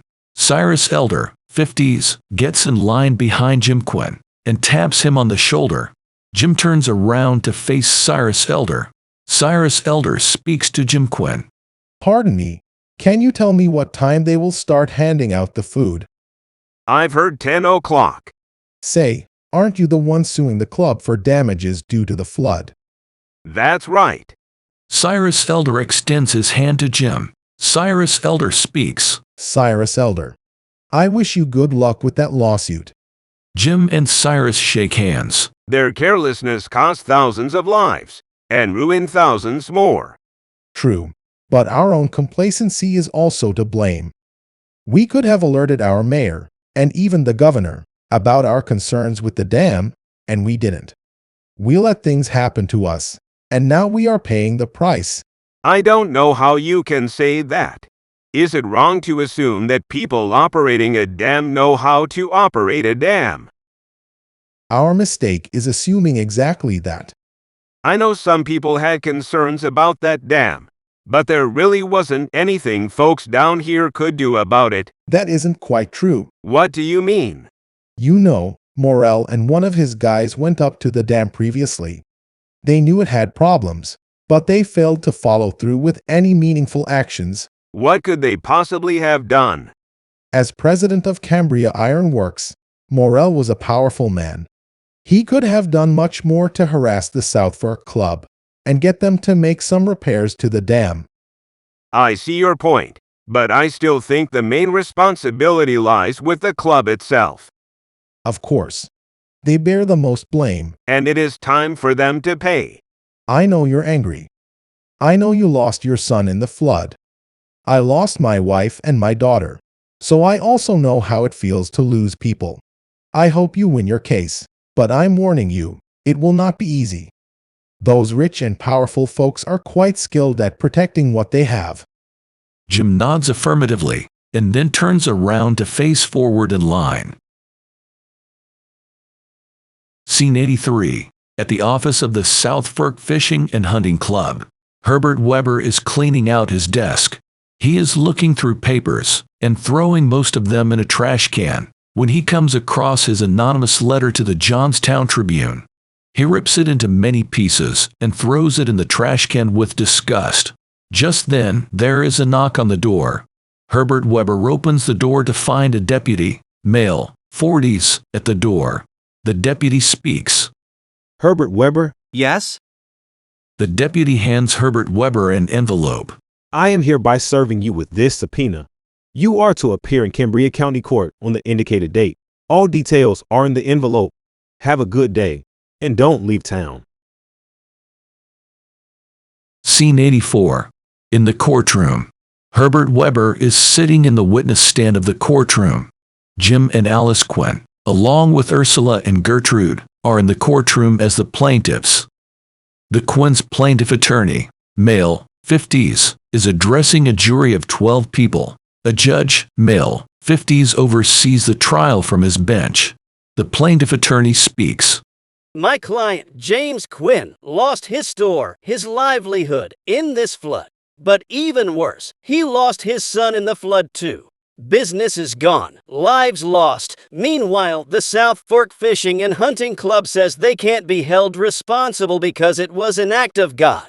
God may have made the rain, but God did not make the dam, and God did not compromise the dam with negligent actions. No, that was done by man, and the man it was done by is right here on the stand. The plaintiff attorney approaches the witness stand where Herbert Weber is seated and continues speaking. Mr. Weber, you reported directly to the president of the South Fork Fishing and Hunting Club, so you were in frequent communication with him. Is that correct? Yes. Please allow me to read court transcript from John Fulton. He testified earlier that we visited Ruff and Weber, told them about our concerns, provided suggestions for strengthening the dam, and Cambria Iron Works offered to help pay for this effort, but we were rebuffed. Do you recall that? Herbert Weber remains silent and turns away from the plaintiff attorney. The judge speaks to Herbert Weber. Answer the question. Yes. Furthermore, here is the summary from the Cambria County Public Works report.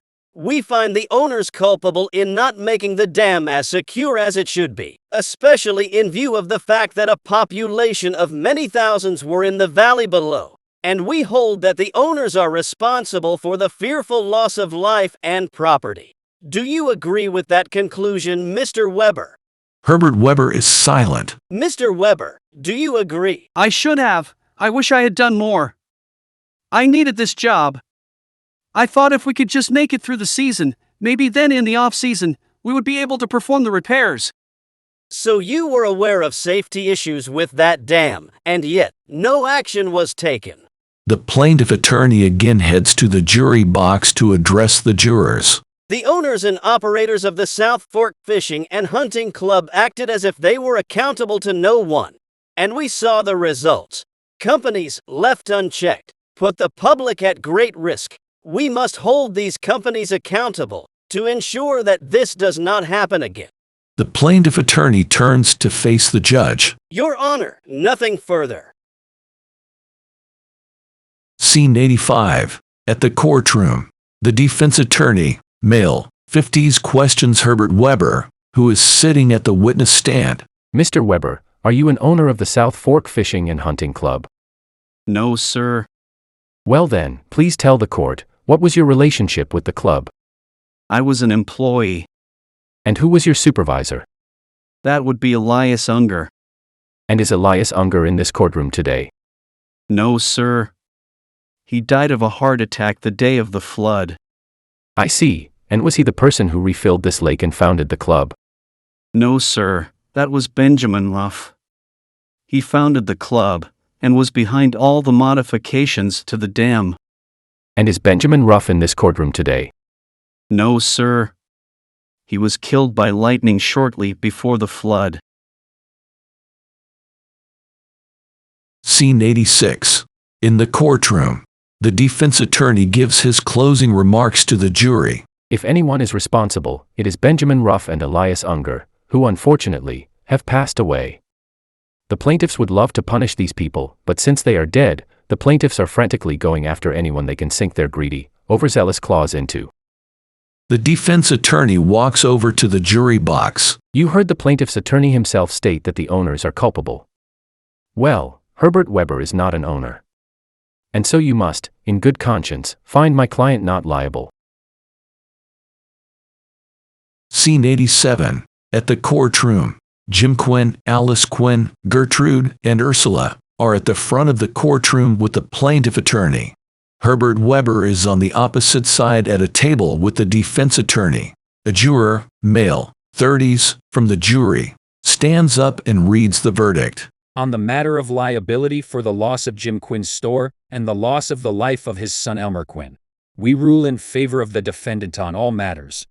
The judge bangs the gavel and speaks. Court is dismissed. Jim Quinn stands up, turns towards Herbert Weber, and gives an evil stare down. Jim then speaks angrily to Herbert Weber. You did this. You knew it was wrong and you let it happen anyway. You might not be liable in the eyes of this court, but you are going to have this on your conscience as long as you shall live. Herbert Weber ignores Jim and gets up and walks slowly out of the courtroom, passing by Jim and his family as he does so. After Herbert Weber passes by, Gertrude pulls on Jim's arm and speaks. Papa? Jim, his face red with anger, does not notice Gertrude. Papa? I'm sorry. What is it, dear? That was the man that helped me out of the river. Ursula speaks to Jim. You know, I never told you this, but he met Elmer at your store and was very nice to him, even offered him a job at the club, which of course Elmer declined. He seemed like a good person. I didn't realize. Jim's expression of anger transforms into a look of remorse, and then sadness. After a brief moment, he group hugs Gertrude and Ursula. Scene 88. In downtown Johnstown, Herbert Weber walks through the town. Some debris still remains. There are empty plots of land where buildings once stood. Other buildings are under construction or getting repaired. He walks into a two-story hotel that has a sign that says Cambria Hotel on its front. Scene 89. In the second-floor hotel room of Herbert Weber, Herbert Weber writes a note to Martha. Dear Martha, looks like I made quite a mess of things. I am so sorry for everything. With love, forever, Herbert. Herbert Weber sets the note on a desk. He pulls open a desk drawer and pulls out a revolver and loads a bullet in the chamber. He puts the gun to his head. He hesitates, and then hears the faint sound of a woman's laughter and indistinct joyful conversation coming from the street. He takes the gun away from his head and walks over to the window and looks towards the street below and sees two women in their 20s, talking together and laughing. One of the women is 6 or 7 months pregnant. Scene 90. At the Johnstown train station, a train with a sign on it that says Philadelphia Express pulls away from the station. Scene 91. Inside the train, Herbert Weber rides on the train back home to Philadelphia, leaning against the window, staring out into space as the rural scenery rolls by. Scene 92. At the Philadelphia train station, Herbert Weber is standing on a train platform with a suitcase in hand. Martha, carrying their baby in her arms, approaches Herbert, and they embrace. The end. Epilogue. No one was ever held liable for the destruction caused by the Johnstown Flood of 1889, which resulted in over 2,200 deaths. However, the events at Johnstown became a catalyst for changes to the U.S. legal system, leading to stricter liability, holding companies more accountable for damage that they cause, and improving safety for future generations. Therefore, the victims of that horrible flood did not die in vain.